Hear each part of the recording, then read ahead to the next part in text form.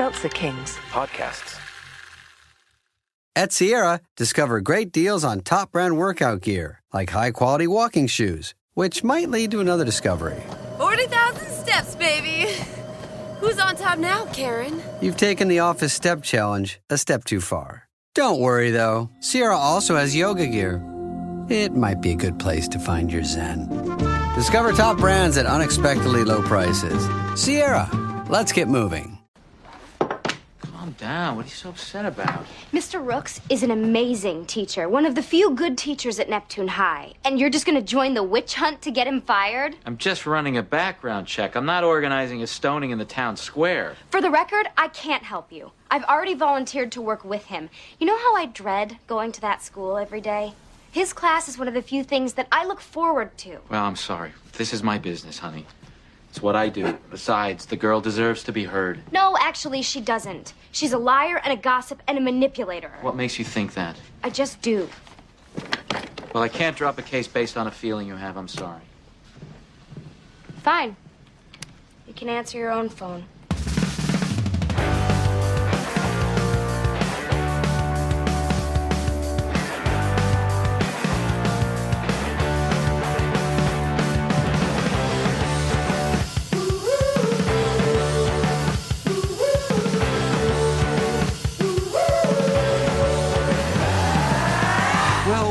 Well, look who it is. It's the listeners of this podcast. Welcome to another episode of Boys Watching Buffy. We're just two boys who've finished all of Buffy, and now we're on to Veronica Mars. So now, we're Boys Watching Veronica Mars. We are your hosts. I'm Joe Welke. I am Vance. And today we're talking about Season 1, Episode 14, titled Mars vs. Mars. Directed by Marcos Siega. Story by Rob Thomas. Teleplay by Jed Seidel and Diane Ruggiero. Original air date, February 15th, 2005, to an audience of 2.7 million people. Before we get into the episode, join our Discord. Link is in the show notes. Join our Patreon, patreon.com/boyswatchingbuffy. We're doing Boys Watching Dollhouse. We just put up our Boys Watching Movies episode of 500 Days of Summer. A lot of fun to do that one. It was a good time rewatching that. Buffy vs. Burlesque is the last chance, last opportunity to plug these tickets. Buffy vs. Burlesque.eventbrite.com. Use promo code, all caps, no spaces, Boys Watching Buffy for discounted tickets. It is a burlesque show that is Buffy the Vampire Slayer themed. I had a last minute change of character, and if you've been following, inspired by a conversation I had with Vance Tucker after the podcast last week. I was talking to him about the show, and I was like, "Yeah, we had to drop somebody from the show, and now I don't know what to do." And Vance was like, "You gotta be this guy." You might as well say who it is. You might as well say who it is. If you've been following my Instagram, you know exactly who it is. Just hop on over to Jojo Vavoom on Instagram. But yeah, I'll just give a little hint here. I have bleached my hair. If that doesn't tell you who I'm going to be playing at Buffy vs. Burlesque, I don't know what will. I don't think you make a good Giles, actually. Yeah. All right, thanks, Vance. Anyway, so yeah, there's that. And yeah, how are you doing, Vance? Fine, you're gonna play Buffy. Yeah, I had to. I'm good. Little follow up from last week. On Discord, people chimed in, and it appears Lily is older than Duncan. She's a grade older, which makes a lot of sense. Because I think they said last episode when they were talking with Yolanda, she meant, I also have a annoying younger brother. Yeah. So I was like, that's pretty good. Okay. All right. We're figuring some stuff out. Yeah. And I'll say, if you're on Patreon and you're there to listen to 500 Days of Summer, check out Summer Catch while you're there. That is a blast of a episode. So yeah. We've done some good stuff with the Boys Watching Movies. Yeah.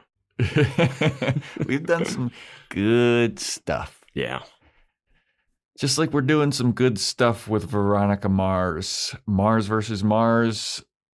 I got a sparkling blue raspberry C4 today. Same. I've tried this Same. Oh, hell yeah. Well, you know, /remember /taken down notes of what we predicted for Mars versus Mars. I wonder.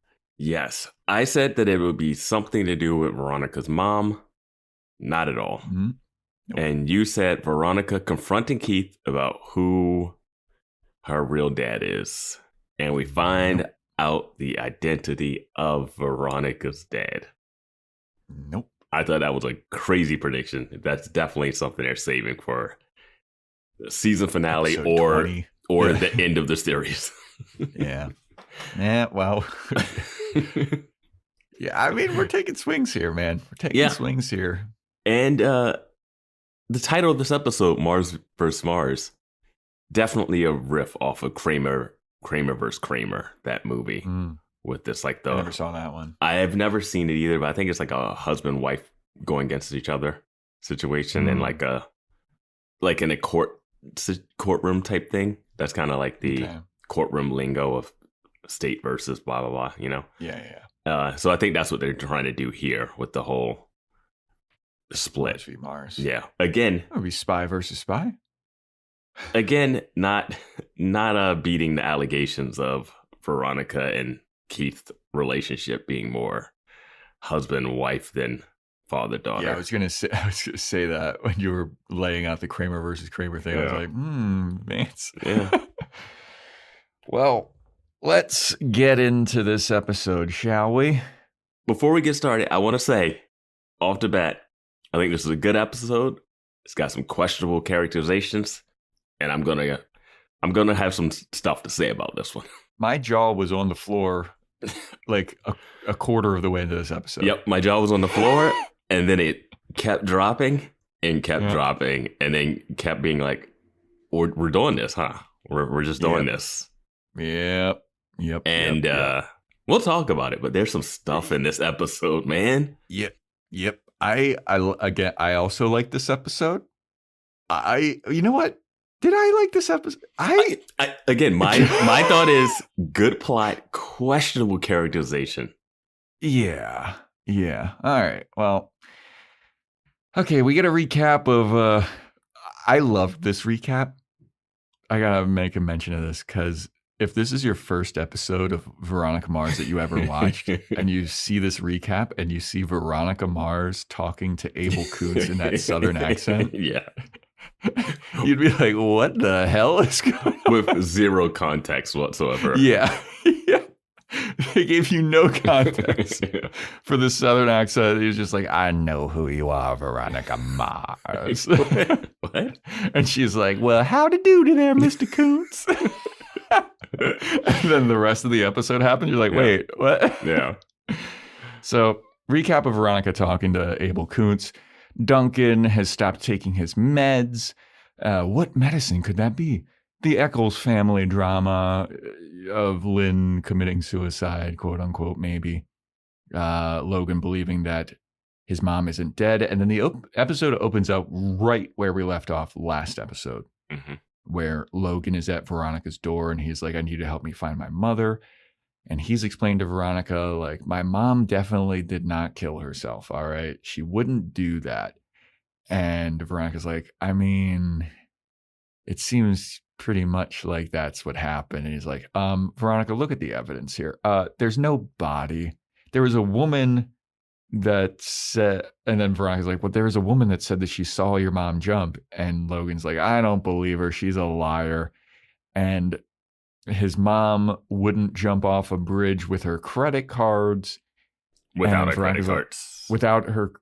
No, because she took her platinum card. No, they're missing. They're missing. Oh, okay. Otherwise, they're missing. Yeah, there you go. And Veronica's like, but your mom left a suicide note. And then Logan basically lays out an argument that his mom is too vain to kill herself like that. He's like, she would do sleeping pills and stuff because she wouldn't want to wash ashore all bloated and disgusting looking. I was like, good point, man. That's actually the best argument that you brought up here. What is it? Die young and leave a hot looking corpse or something. What is that? Yeah, baby. Yeah. So Too late for us. yeah. Yeah. Speak for yourself, Vance. I'm sexy as hell. Show up to Buffy vs. Burlesque and you'll see it.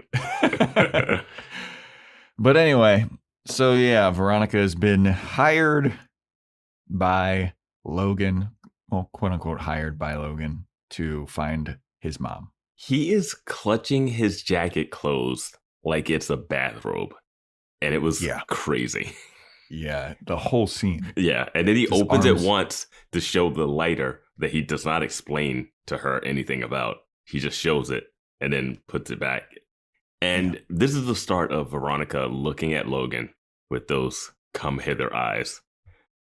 And that's what you got. When she welcomes him into the house, she's like, "Come on in, Logan." Like, I'll bring up the next time it happens, but they're doing some stuff. They're doing it. Yeah, no, I mean, at the last episode, I was like, oh, this is how they're going to do it. Yeah. I was getting like Veronica being like, oh, Logan, you're so wrong. It might just be a little bit of a performance thing, too, because there's something that happens later, and the look on her face is not what the look should be for the moment. Fair. A lot of weird face acting in this show. Yeah. A lot of people act with their faces. Yes, they do. Yeah. So then we go to school, and Adam Scott is teaching a history class. Parks and Rec's own, Severance's own, Party Down's own. Yes. Step Brothers' own. Adam Scott. Yeah. I've always liked Adam Scott. He is such a weird looking guy to me. I figured out what he looks like, young Adam Scott looks like. He looks like, if you've ever seen this show that's on like HBO Max, and it came out a long time ago, but it's The Life and Times of Tim, this animated show. In the later scenes, there's close-ups of him talking to Veronica, and he looks exactly like this animated character. On the Discord, I will post side-by-sides of that. So he to me looks like some kind of rodent, like he's a elfish. Badger or he's something. elfish. Yeah. I think he's a handsome guy. He's got great hair, but like there's something about him. It's just like, I don't know. I like Adam Scott a lot as an actor too. But he is a history teacher, and he's doing this cool like teacher act. Yeah. I'm the cool teacher. Yeah, that's what it is. Yeah, he's got jeans on, and that's how you know. Yeah. And long swept hair. And he's doing this like history team battle thing where it's like got the classroom divided in two, and it's like a competition. Makes a who is the weakest link reference. I was like, oh man, I haven't thought about that show in fucking forever. Jane Lynch hosted that for a minute. Yeah. So he's calling on people to answer these questions about like what contributed to the fall of the Roman Empire.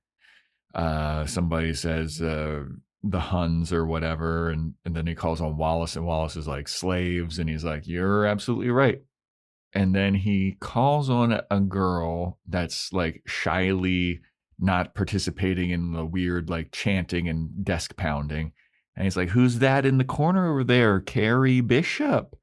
I know that you have an answer to this. So we're not doing quote unquote, but if we were, his line delivery of "sock it to me, baby." That made my list. I was like, nope. I might bring quote unquote into this one for this. I wrote down a couple. Oh, you wrote a couple. It might officially be in this one. It might be after 14 episodes of not doing it. But we'll see. Trade. But we'll see. We'll see. Okay. Him going, "Suck it to me, baby." Leaned over all joyous looking, and this girl, Carrie, goes, "Here's an answer for you. I'm not pregnant. You can quit dodging my phone calls and keep your money to take care of it." And it just brings down the vibe of the whole room. That's not how you reveal pregnancies. I would have loved if he was like, let's see if it's on the list. On that projector, he's like, and then X comes up. Sorry. All right, let's see if the other team can steal. If this was a spoof, they'd pan over and Marty would be like, and you're not the father. He does a dance. I should mention that Carrie Bishop is played by Leighton Meester. Leighton Meester, yes. Meester, which she was in Gossip Girl, right? I really don't know what she's from. I know. I saw her face. I knew I recognized her from something. And then I went to her IMDb and I was like, I don't know what I've seen her in. I just know her name because she's like a famous person, but I don't think I've ever seen her in anything except for this now. Yeah, I was like, I don't know if I've seen stuff of hers. I mean, I definitely seen one episode of Gossip Girl in my life.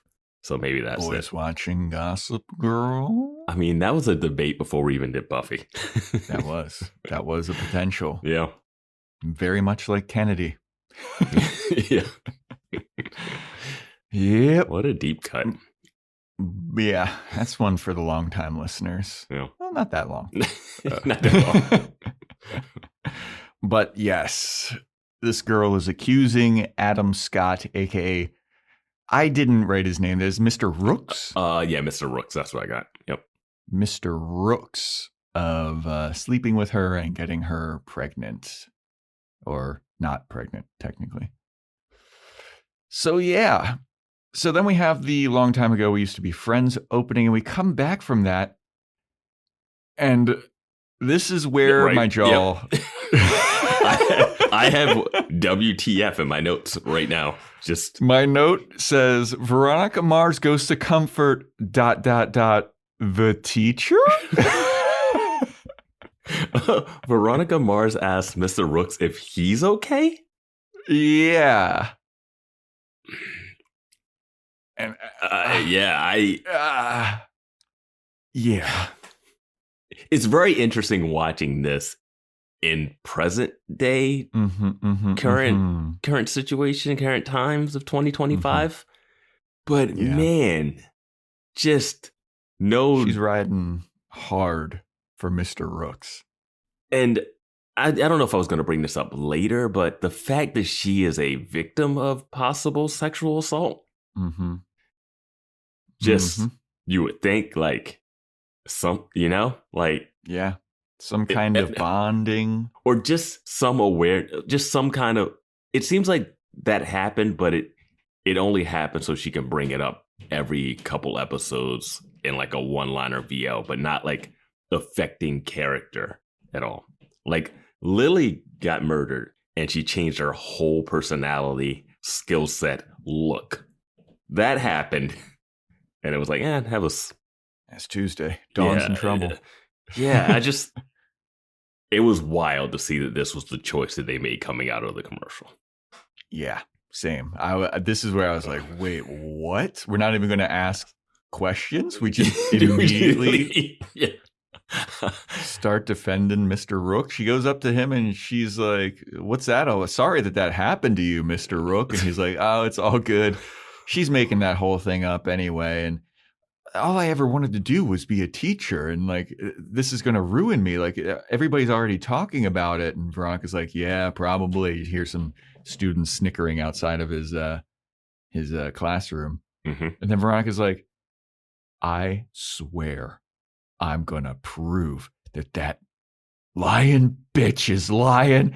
You're innocent, Mr. Rook. I just know it. Mr. Rook is like, thanks, Veronica. Yeah, man, it's wild. It is so wild. Then we go to Carrie Bishop, who's getting bullied at the lunch table by other girls who are singing a song about her banging a teacher. Because and then she gets kids are up. awful.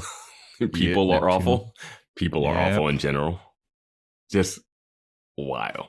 So they're like taunting her with this song about banging a teacher. She gets up and storms off, and Veronica and Wallace are watching on.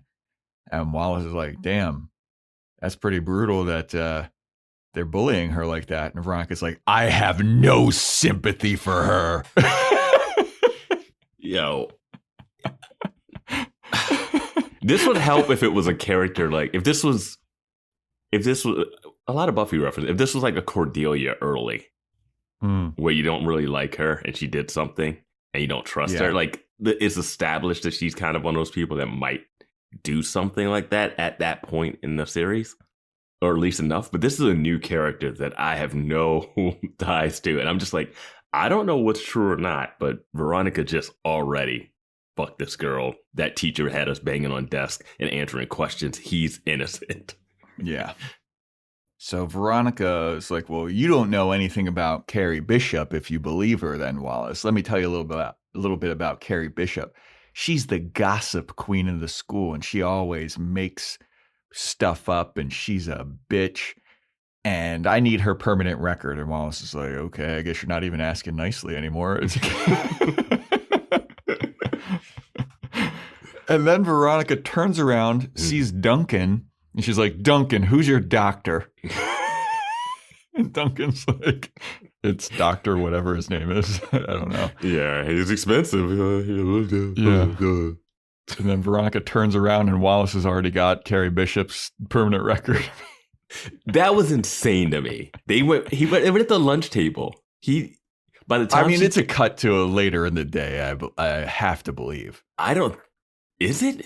I think she just it turns. Has to be. It looks like this is all happening in the same scene because it's like Logan catches her reading it. Yeah. And then she starts reading the permanent record and Logan shows up and he's like, did you find my mom yet? Yeah. I feel like this was all one loop.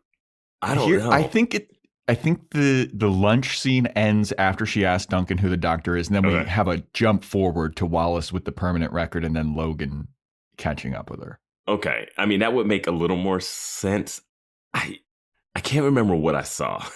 It is cut. It is cut like bam, bam, bam, bam. Like it happens so quick. If anything, you got to show them coming out of school. You got to show passage of time somehow because they're on the same like courtyard. Mm-hmm. Yeah. But yeah, Logan is like, did you find my mom yet? And Veronica's like, no, but I'll put notices on your mom's credit card. So if anybody uses them, I'll get a text message. And the eyewitness who says that they saw your mom jump off the bridge is giving a statement at the sheriff's office. So we're going to go and we're going to try and have a chat with her. And Logan's like, I want to go too. And Veronica's like, maybe you shouldn't. And he's like, I'm going and there's nothing you can do to stop me. Veronica's like, okay, we'll play it cool. Logan is doing some crazy hand movements in his acting. And it is not great. Not great. Not the biggest fan of that.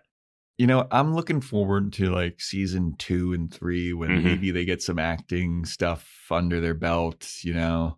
Once they get the characters down a little more and it's a little rough around the edges.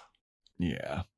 So then Veronica goes up to Carrie Bishop. This feels like it's the same I feel like this is all happening in the same this is all happening very fast. When she's talking to Carrie, isn't she still sitting at the table where she was just made fun of?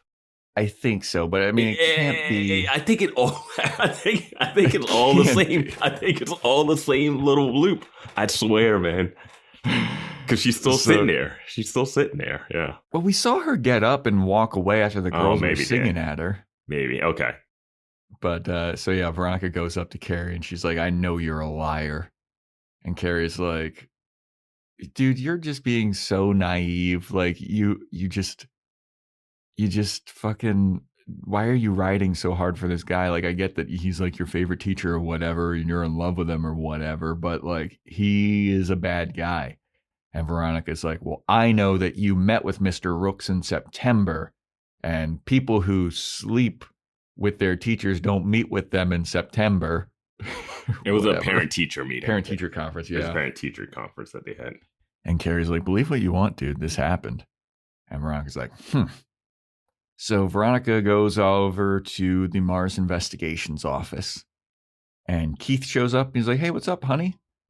And Veronica's like, oh, nothing, just had a weird day at school. And he's like, interesting you bring up school because I need your help with a case. I don't want you involved in anything, but one time I need your help with a case. Well, the one time this week I need you. Because Keith is like, I've been hired by the parents of a girl named Carrie Bishop to investigate and do some background checks on this guy, Mr. Rooks. Do you know him? And Veronica's like, he's fucking innocent. And Keith's like, whoa, okay. I mean, I'm just hired by her family to like look into this guy. Like I've heard there's some like weird, suspicious allegations against him, and I'm just doing a background check. Yeah, and due diligence at least, like right, something. Yeah. And Veronica's like, Dad, do you know how much I hate going to that school? The one highlight of my day going to that school is getting to see Mr. Rooks and getting to bang on tables with him and getting to chant with him. And I swear to God, if you investigate this guy, I will not be taking phone calls for you. I'll be so pissed. And I'm volunteering to work with him to prove that he's innocent. And Keith is like, all right, I mean, do that. I've been hired to look into him. So girl needs to get heard. He says the girl deserves to be heard. That is what Keith Mars says, not Veronica Mars. And Keith based Mars. on previous episodes that we've seen, I mean, Keith would be the other way around, I feel like. I could see a scenario that's set up where Keith would be the other way around. Mm-hmm. Right? This scenario, he's coming in completely blind. Client hired him, and he is a slave to the client that we know. Really is, yeah. So, but also he's like, I'm just doing a background check. And Veronica's like, don't even look into that guy. I Google everybody's parents and say who's been married before or who did drugs in the 60s. I just don't. Yeah, man, I don't know. I don't know why I understand they wanted to pit the two against each other, but the reason that they give with this flashback that we're getting also undercuts the shit out of everything. Yep. This flashback could legitimately save that beginning what the fuck moment. Yep. This flashback is what made me be like, oh, Adam Scott's guilty. Yeah, right? Right? Absolutely. I don't know how Veronica, with all the information that she knows, that she currently has, how is this the flashback? Yeah. I was like, no, he's guilty. He's absolutely guilty. We get a flashback to Carrie Bishop and some other girl talking shit about Veronica. Yeah. And they're in the bathroom. Veronica's taking a shit, and she's over here. Women don't shit. They just sit on the toilet.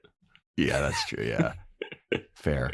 So Veronica's taking a shit, and these girls are talking about Veronica, and they're like, can you believe that Duncan Kane is going out with Veronica Mars? Hold up. This bathroom, does it look like a whole new bathroom?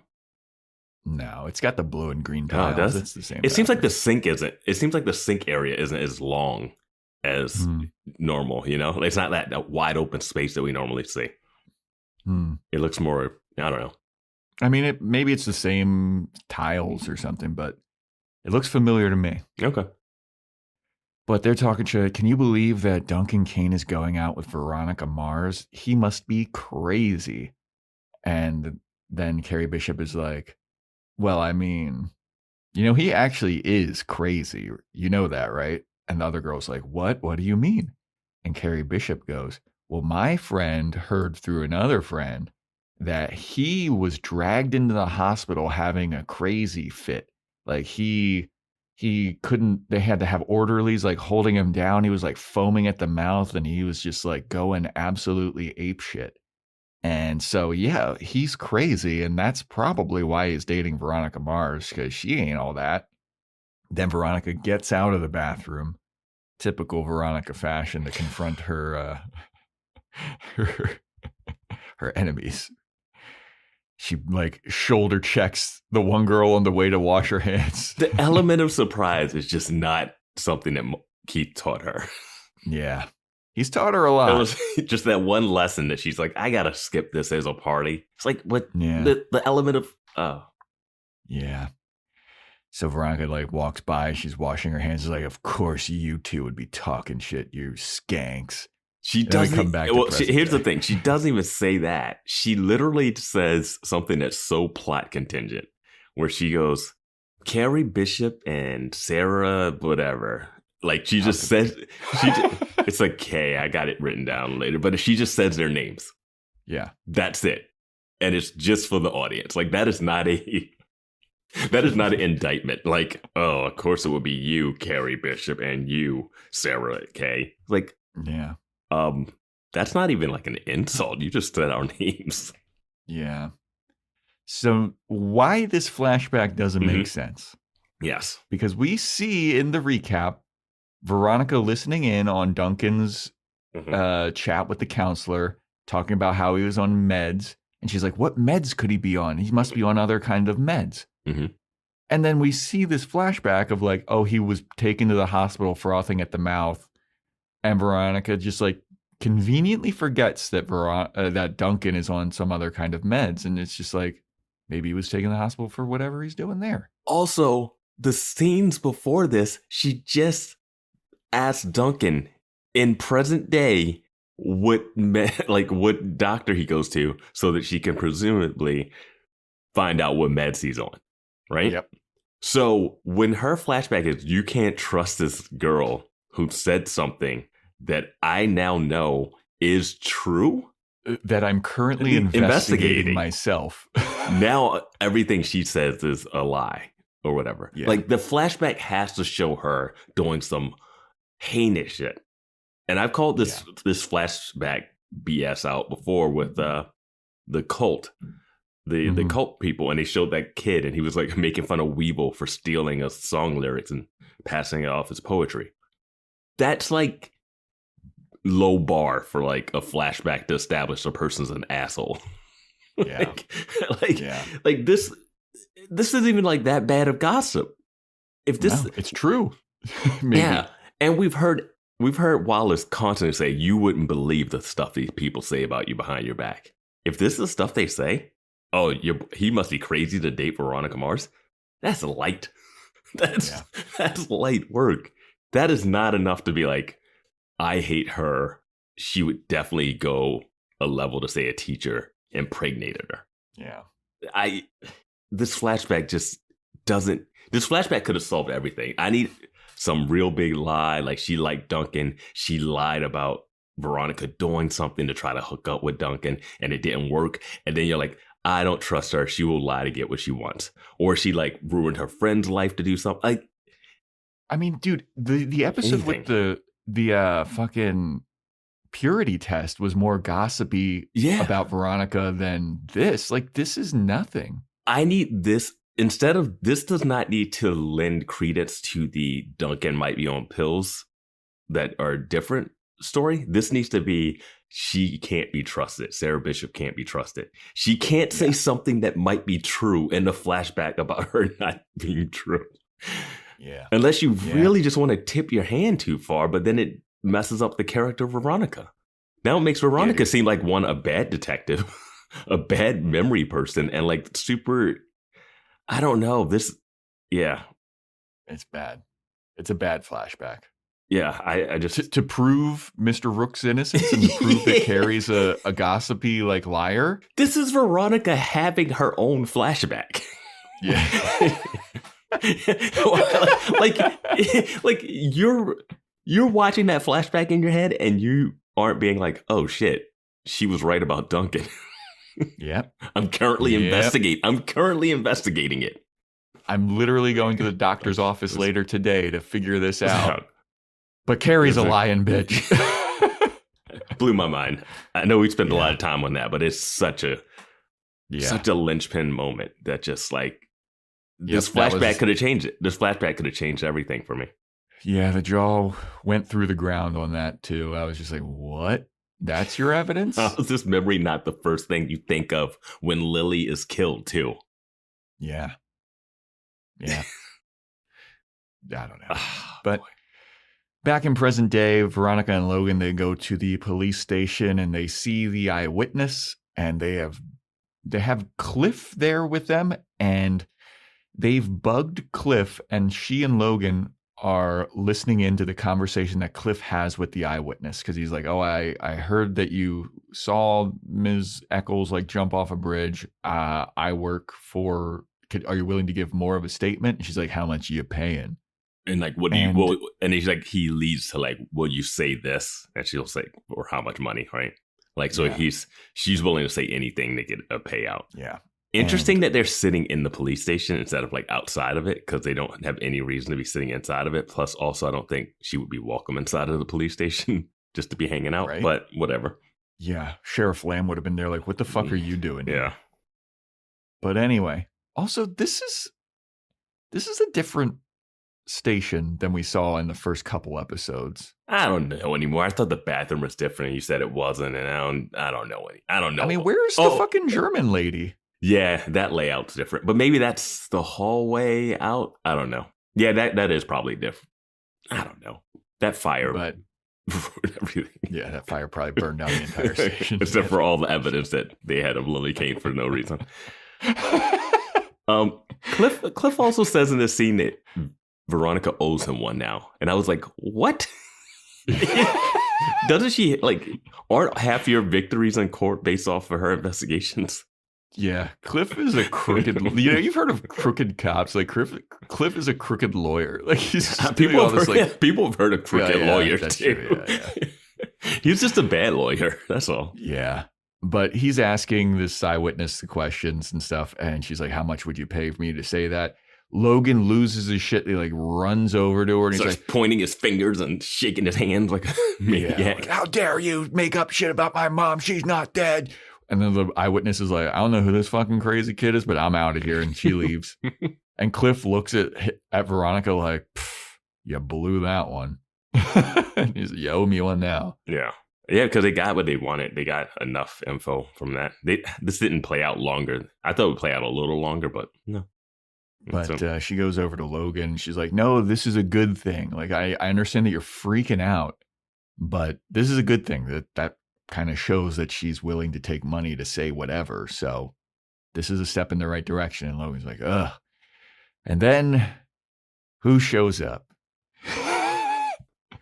I thought we were never going to see him again. They only gave him a week suspension. They only gave him a week. Leo D'Amato shows up.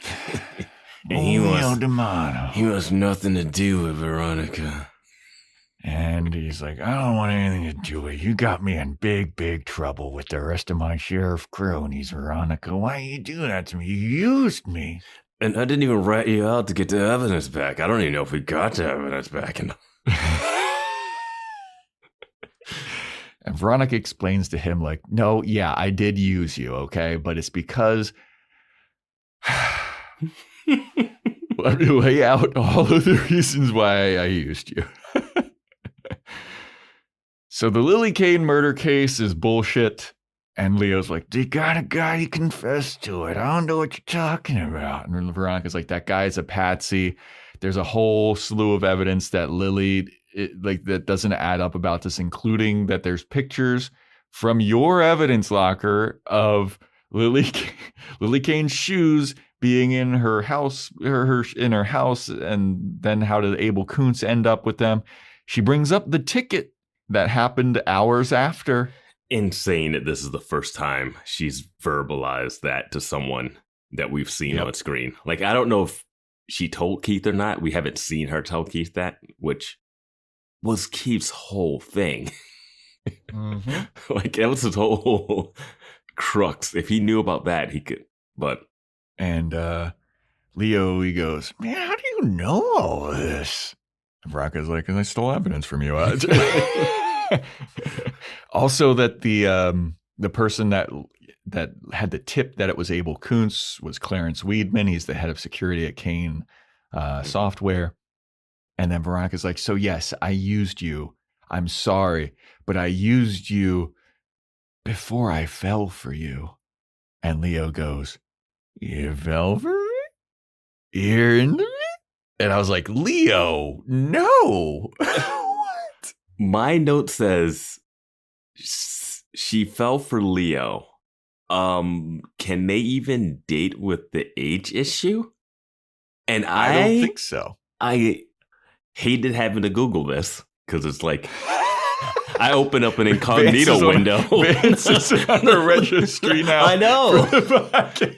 I was just like, fuck, dude. I'm gonna have to Google the age of consent in California. I'm pretty sure in California it is 18. It is 18. Yeah. I know in like Virginia it's like 12 or something. And there goes our Virginia listeners. Yeah, it's true. It's pretty low. It's past their bedtime. Maybe it's West Virginia. One of them, it's like crazy low. And I was like, damn. Don't let your child brides listen to this podcast. That's what we'll say. Yeah. Hey, you know what? Good for you. But I know in some places they're like 17 and there's like floating laws. But 18. I used to do a joke about this because like in some states it's like 16, but between 16 and 18, you need to have like a signed document from their parents. Yeah. Which is, I was like, God damn, dude, how desperate are you? Which is just normal, for any like, a kid when you're like, hey, mom, dad, I'm going to go have sex with this 24-year-old. You mind signing this waiver? Yeah. Yeah, man. I think the punchline used to be like, would you sign this release form for the field trip to my dick? Like, it's, instead of asking like the father for like her hand in marriage, you're just like, hey, I just want to fool around. Yeah, will you sign this? Oh, also, she got an F on this test. Well, you need to sign that too. It's Adam Scott's character. Yeah. Her finger painting is pretty bad, but yeah, it's just insane that they let this be a thing in this episode of all episodes. Well, if you're Leo, like, how dumb are you too? Where it's like, yeah, I used you, but now I'm in love with you, and he's like, dude, she's using you some more, probably. But also, you can't. It's illegal. You're a cop. Yeah, it's your job to enforce this. Like I don't. Again, I like the plotting of this episode, but my God. Yeah. Yep. But my note says Leo's all happy now. He's like blushing. He's like, she got you suspended. She's telling you that you guys have the wrong person, and she wants to get you trapped in a underage relationship. He better start like working with her if this is how it's going to go. I was lying. I'm actually 17 myself. I only said I was 20 to make you think I was cool. Yeah. Oh, Leo? You mean that like genius who skipped 12 grades and joined the force? The Doogie Howser, local PD. I'm glad he's back because we get to keep doing his voice. It's a little toned down this episode, but yeah. Yeah. He doesn't show back up this episode either, which I was he does not surprised by. But you know who does? Adam Scott. Veronica shows up to Mr. Rooks' house. I was like, oh no, Veronica, no. I think I might have to change my opinion. I don't know if I can say I like the plotting because it is insane. That's what I was like. Yeah, I don't know. The plotting. Like this? You show up as a tiny, blonde, 5-foot high school girl to a teacher's house who's under investigation for improper. What? I will say this though. Usually everybody towers over Veronica. Adam Scott does not. You know what's crazy? She's the same height in The Good Place, but it didn't. Yeah. They filmed it where it wasn't like she was just being towered over all the time. I don't know. It's just I've seen her in other stuff. She is short. Yeah. But man. So she shows up to Mr. Rooks' house and he's like, oh, Veronica. Hi, what are you doing here? And she's like, hi, Mr. Rooks. I did some snooping around and I found out some stuff. He's like, oh, well, come on in. Also, this is my daughter, Olivia. And the daughter's playing with some kind of remote control boat or something. And he's like, hey, go finish your painting. And even his daughter can't even make eye contact with him. Right? It's so weird. It was so Her weird. back is turned to him the entire time that he's talking to her. So Adam Scott talks about how he's like, yeah, it's my week with her or whatever. I'm divorced. My ex-wife, she gets her on weekends or whatever. And Veronica's like, so I learned recently that you and Carrie Bishop and her parents had a parent-teacher conference. What was that all about? And he's like, how the hell did you know that? And he's like, and Veronica's like, don't worry about how I figured it out. All you need to know is that there's a private investigator that's after you right now, and he's looking into you. So you need to give me some evidence that this wasn't anything suspicious. And Mr. Rooks is like, yeah, I had a parent-teacher conference with Carrie's parents because her grades were slipping. I gave her a C on a test and her parents wanted her to get an A because if she doesn't get an A, she's not going to get into Cornell or some bullshit. And Veronica's like, whew, that's a relief. Are they and then juniors? She's like, yeah. Okay. I mean, I took the SATs as a junior. Yeah, but the SATs are, the SATs are different than a grade in one class, one. Yeah, I don't know. But Veronica's like, well, there's a school board meeting Mr. Rooks is like, there's a school board meeting and investigation and a hearing that I need to go attend because they're looking into this. They're investigating me. And Veronica's like, well, who's going to defend you? And he's like, well, I'm going to defend myself because I'm the head of our school board. And Veronica's like, oh, fuck, I can find a worse lawyer for you. Cliff. Yeah, I wasn't sure what was going to happen here when he said I'm representing myself. I thought she was going to try to represent him. Yeah, I didn't either because she looked worried that he was representing himself. Yeah, but then there was no action to not have him represent himself. Yeah, I didn't understand the whole point of that. But also, if you're under investigation of improper relationships with a underage student, do you want an underage student representing you? Yeah. No, trust me, I swear he's a good guy. Yeah. He always takes care of me in class. Mm-hmm. Mm-hmm. I've never been to his place, but he has a great pool. Oh my God, I'm sorry. Very lovely daughter. What's her name? Shmivia? I don't know. I love that he's more shocked that she knows about the parent-teacher meeting than the fact that she knows where he lives. Yeah, right? Just shows up randomly. Yeah. He could be fucking any other student at that time. Yeah, call first. Yeah. So they go back. Veronica's back at Mars Investigations. Keith shows up and he's like, Veronica, I hate to break this to you, but I got Carrie Bishop's diary, and she kept a very detailed accounts of her meetings with Mr. Rooks. There's dates.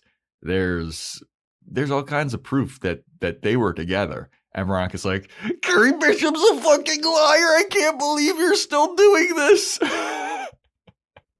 Did you not see that flashback that showed that she lies all the time?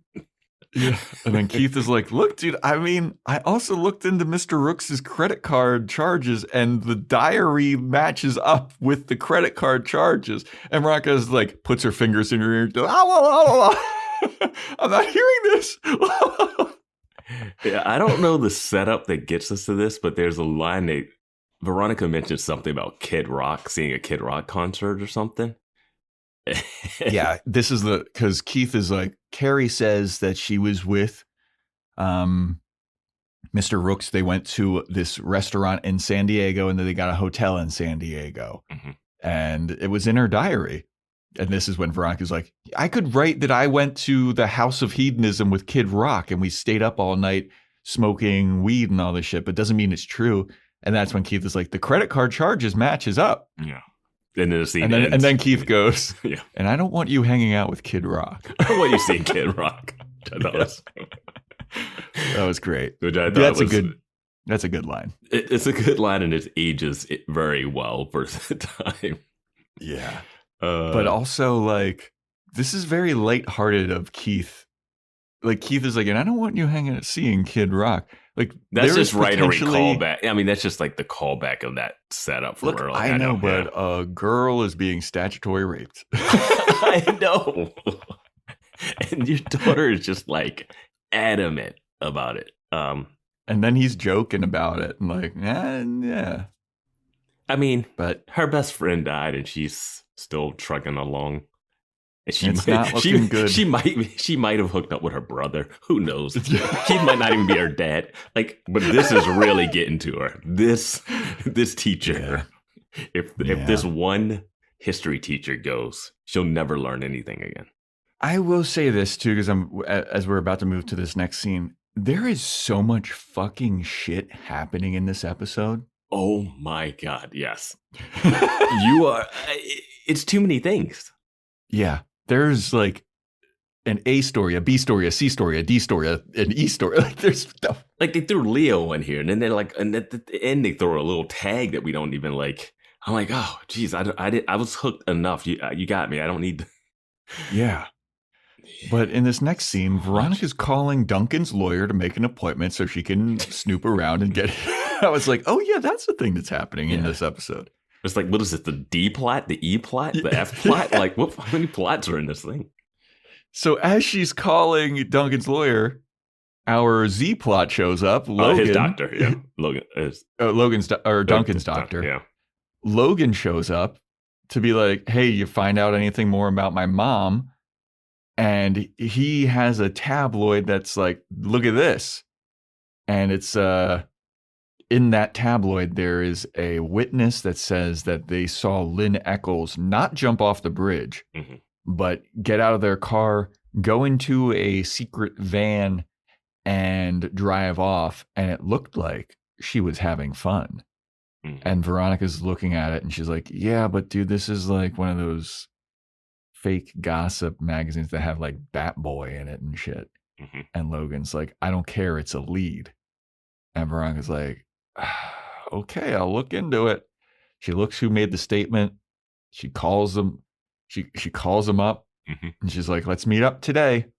And Veronica hangs up. She's like, all right, well, Logan, don't get your hopes up on this. Cause like, this is looking pretty bad, but we'll talk to her. And Logan's like, that's all I'm asking for. That's what I'm paying you for. And Veronica's like, you're not fucking paying me.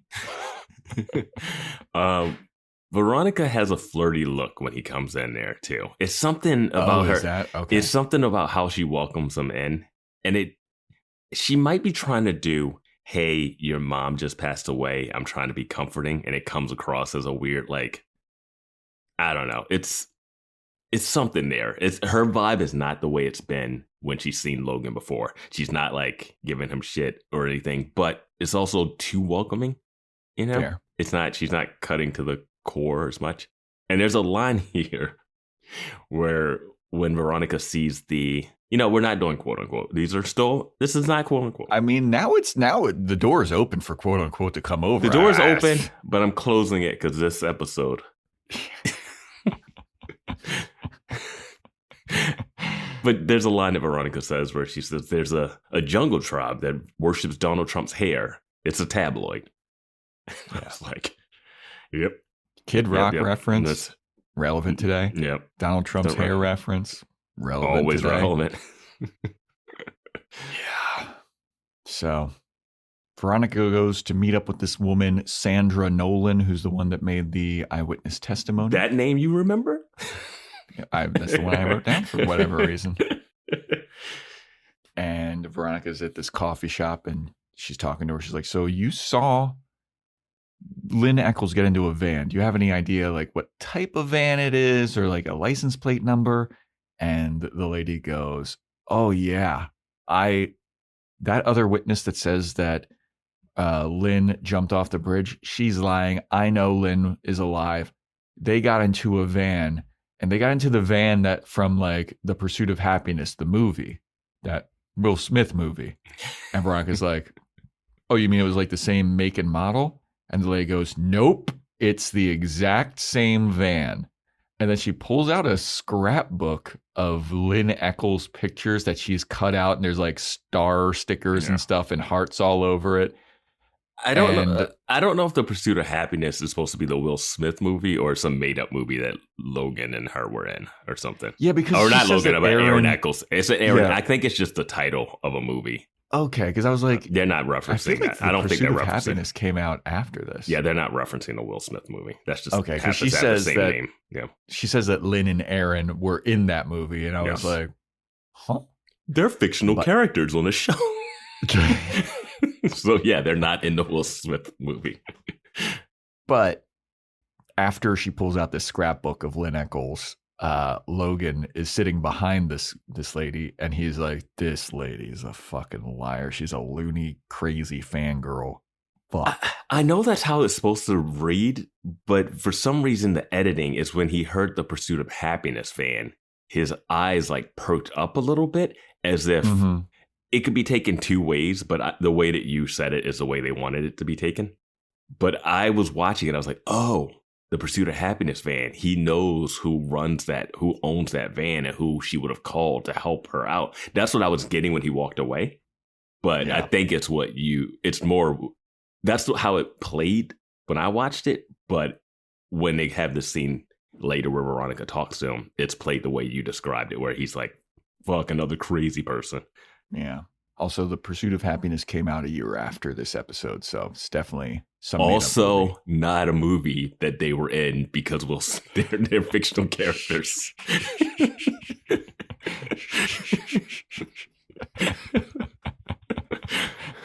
I don't know. I thought that they were trying to make it like yeah. It's just very serendipitous that like that's the name of the movie. Yeah, that they made up. Pursuit of Happiness is like a very common phrase. So okay. But yeah, Logan walks off, and then in the middle of the conversation with Sandra Nolan, Veronica just like gets up and walks away, and she goes to chase after Logan. Yeah. And she's like, Logan, I'm sorry that you had to hear that, but like it seems like this isn't a very reliable source of information. And Logan's like, yeah, I guess. And then he leaves, and Weevil's coming in. He shoulder checks Weevil, and Weevil's like, we're not doing quote unquote. That pronunciation is amazing. Did you? Yeah. We're not doing quote unquote. Did you write this one down? I did too. Yeah. Then you do it. You do it.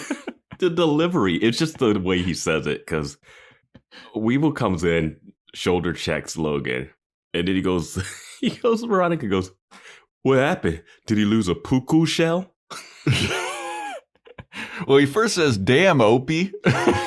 Damn, Opie, and then he goes, the way he pronounces puka shell is just hilarious. Yeah, but it was a good like insult because he literally is wearing a puka shell necklace. He always. But here's my thing, though. This trendy ass coffee shop that is happening, like this. Why is Weevil in this?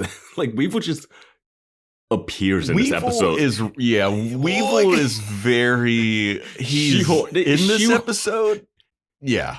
I'm like, why is Weevil going to this coffee shop? Like, did Veronica call him here? Why is he? And then he just saw Logan and he just bumps into him, and they're okay just bumping in and just keeping it moving. Like, that doesn't seem. It was a lot here. I interrupted you, but you're so perfectly saying that Weevil is shoehorned into this episode so fucking hard. Yeah. The writers of this have been like, oh fuck, we haven't had Weevil in like 3 or 4 episodes. Oh fuck. Where should he show up? Oh, he would definitely be going into this trendy coffee shop without his like biker jacket on, just black t-shirt, like he's about to do spoken word poetry. Oh, he does, dude. He's gonna go up and read some fucking lyrics. AC/DC lyrics. Yeah. Back in black. Yeah. I hit the sack. Veronica just gets mad at everyone snickering at him because they know the lyrics. That's AC/DC lyrics. Yeah. Shut up! You're terrible people. Yeah. Let them cook.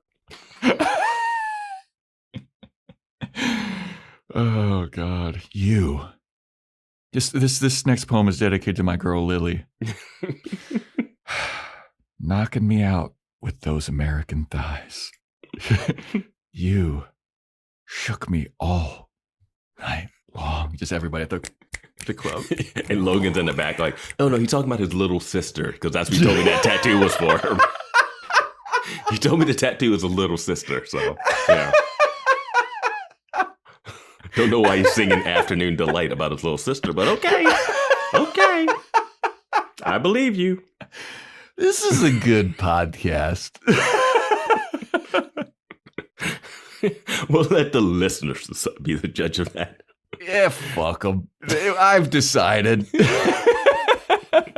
I'm having fun. That's the whole point of a podcast, is that the hosts are having fun. The listeners please enjoy this podcast, everybody, please. 5-star, you want to get a shout out. We haven't had one of those in quite some time. The listeners have spoken. They don't like it. Yeah. But anyway, Veronica comes home and Keith is making lasagna and Veronica's like, uh-oh. This is some apology-ass dinner making. You know I love lasagna. What's up? What happened? Well, it looks like he's making a salad because he's cutting up some carrots. And at first I was like, Veronica. At first I was like, you can cut up some carrots and some celery and, make a little, a mirepoix, I believe it's called. Well, I mean, Veronica does say, and you're making a salad. What's going on? Yeah. And Keith is like, look, I did some more digging on your Mr. Rooks. Not looking good for you, boy. He was fired from his last job at a private school, and I can't really look into it very much because the file is sealed and confidential, but I will say that there was a complaint from 2 girls at this private school, and Veronica's like, still don't believe it. Still think this guy's a good guy.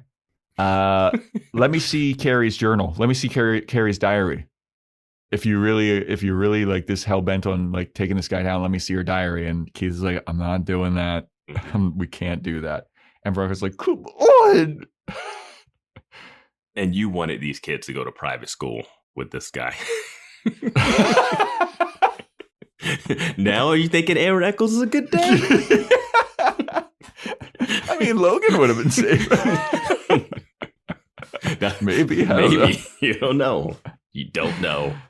But Veronica is like, oh, I got to get to this diary. I got to see it. So she goes to Keith's office and she's like pacing around. She's like, how am I going to fucking... My dad changed the code on his safe. Because she paces before she tries the code and then says the code's changed. But we know that the code's changed because we've already been through this. Yeah. Dude, her doing it's like such acting. She's got her hand on her chin like, If I was a file, where would I be? Yep. Like, so she starts snooping around his office looking for like, she's got some inner monologue voiceover that's just like, my dad, he taught me one thing, and that's to make sure that your combination locks are not to anybody's birthday. And like, it has to be the most random number. She's like, that's the one thing that he taught me. And she starts snooping around. She's like, but he has to have written it down somewhere. Because she, in her voiceover, she's like, most people will write it on a Post-it and leave it somewhere. But my dad's smarter than that. And she starts looking around his files and she flips to a calendar day and she's like, aha, I found it. She opens the safe. In the safe, there is a box that just says like Bishop on it, like with all of the evidence from this case. And Veronica's like, aha, here's the diary. I'm going to open this box. She opens the box. The box shoots a bunch of like ink all over her face. And she's like, fuck, he got me. I gotta say, clever by Keith knowing that his daughter would do this, but also dangerous because that shit sprayed ink everywhere. Who knows where she could have opened this? She could have opened it in a car. She could have opened it on her fancy new waterbed. Yeah. Right now, it could splatter on that bulletin board that he has all those files and stuff behind him. I'm sure a little bit did get on that bulletin board. Yeah. Like, it wasn't just like targeted at her. It it was like a shotgun blast. Yeah, it's like one of those that they have in banks when they take the ink that splatters when you open the money in the bank bag and stuff. So, and that stuff doesn't come off easily. Yeah, I was going to say, I feel like that stuff is like notorious for like leaving stains for a while. Yeah. So Veronica's in the bathroom in the sink trying to like wash it off, and Keith like sneaks up behind her and he's like, Interesting. Yeah. And then Veronica's like, ha ha, Dad. Very funny. And he's like, I mean, I knew you were going to do this shit. And Veronica's like, Dad, I know that Carrie's lying. She is a liar. Could you at least, if you're not going to give me the diary, will you at least give me the dates and times of the credit card charges? And Keith is like, all right, dates and times, but that's it. And Veronica's like, yes. This kind of drove me crazy. Let's hear Because Veronica says to Keith, do you want to be responsible for taking a good man down, destroying his reputation? Could you possibly relate? why. Yeah. I don't know if she's unaware of the irony of the question she's asking, but Keith should not be unaware of it. And then in bold, I wrote, why does Keith give in after this? Yeah. What Yeah. part of I can't give you the diary, you tried to break into the safe to get the diary, which I knew you would do. So you already went against me a step further. And now you're pleading and at the same time questioning me in a way of like, this happened to me. You haven't even told me about the traffic ticket. You told Leo. Like, but why she fell for Leo? And she doesn't even know if Keith could be trusted if he's our dad or not. But why does Keith give in after this? I don't. And I honestly, this is because that line is so. Could you possibly relate? And he doesn't push back. He doesn't go like. There's not even a moment where they both look at each other like, really? And she's like, yeah, I'm sorry. And he's like, okay. And then he like, I don't think they play the moment right. I think the moment's supposed to be like, could you possibly relate? And then he's like, yeah, this happened to me before. So now I'm going to give in because maybe he isn't. It's just all like they just need that moment where they acknowledge it and it looks better, I think, so that I can be like, okay, he's giving in because he's like, you know what? This happened to me. I'll give her a chance to prove his innocence. But it doesn't feel like that. It feels like she says that unaware. Like, could you possibly relate? Do you not realize where you live in your dad's life now? Yeah. And then it also, I think back of that Triton episode where she was all like shocked when she found out that Keith like arrested the guy's dad who was insider trading or embezzling money. And she had that look on her face like, oh my God, my dad did this and wrecked your family's bonuses. Like, so I don't know. It's just something in this moment just didn't play right. It felt like a weird acknowledgement of that line. Something in the next scene doesn't really play right with me, I feel like. Were you able to tell what this photo was? Because I couldn't. I was not. Okay, cool. I was like, what's going on here? Because Veronica shows up at school the next day and she's looking in the trophy cabinet. Mm-hmm. I'm going to guess that this trophy cabinet shows the picture of Carrie Bishop on the winning relay team. I didn't. Okay, that would make sense. Oh man, that would make perfect sense. Because my note was like, I can't tell what this photo is. I was like, is that Yolanda in the photo? Like, what are we doing? Yeah, it was a little random. That's why not make it bigger? It was like or like show her name at the bottom or something. Maybe I missed it and I was like typing a note or something. But I was looking. That's at what it I'm guessing it is. No, I think you're right because that would make sense for her to say the thing she says later. Yeah. Okay. Cool. So she's looking in the trophy case and Weevil just randomly shows up, peppered in here. And he goes, hey, Veronica Mars, I got some information for you. And they just make so many sexual innuendos in this conversation. I wrote them down. Yeah, let's hear them. I'm glad that you did. You can take the quote unquote out of the boy, but you can't take the boy out of the quotes out of it. But we're not doing that here. We're not doing that here. I don't understand this setup, but somehow Veronica says, you got a trophy for a rim job? She's looking in the trophy case and he's like, you looking for my trophy it's not going to be in there because I would get a trophy in shop class. And then Veronica says something about like, oh, you're like the best luber or something. Yeah. And then he says something about like, got a trophy for a rim. It's not about the wheels anymore. It's about rims. Yeah. Yeah. And then she goes, you got a trophy for a rim job? Yeah. But yeah. And then later he's like, well, I did some digging and found some information out about your boy Logan. Like, oh, so you're working for Veronica to find Logan, the information for Logan. Okay, sure. There's some freshman running his mouth. Yeah. That he's got proof that Lynn Eccles is alive. And then Veronica goes, awesome. A deep throat to call my own.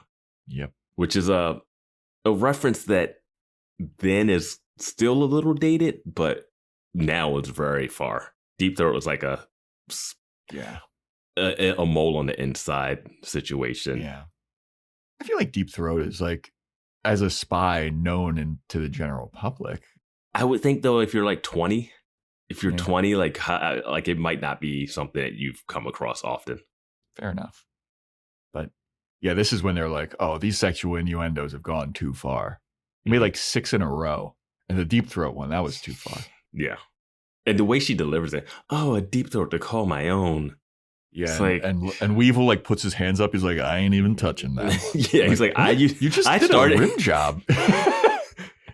He's like, I started this season making sexual advances to Veronica, but now she's going too far. Never. Like, I know that you have eyes for Leo. This episode is brought to you by Max, presenting HBO original comedy special, Brett Goldstein, The Second Best Night of Your Life. Emmy-winning actor, writer, and comedian Brett Goldstein brings his irresistible charm and quick wit stateside for his first ever HBO stand-up special. Goldstein sheds his testy Roy Kent facade to share his hilarious insights on love, sex, masculinity, and more. Brett Goldstein, The Second Best Night of Your Life. Now streaming exclusively on Max.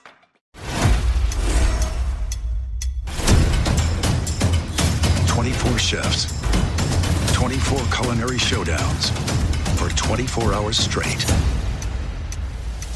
Which chef will outcook, outpace, outlast the competition? No chef escapes the clock. All new 24 and 24 Last Chef Standing, Sunday night at 8. See it first on Food Network. Stream next day on Max.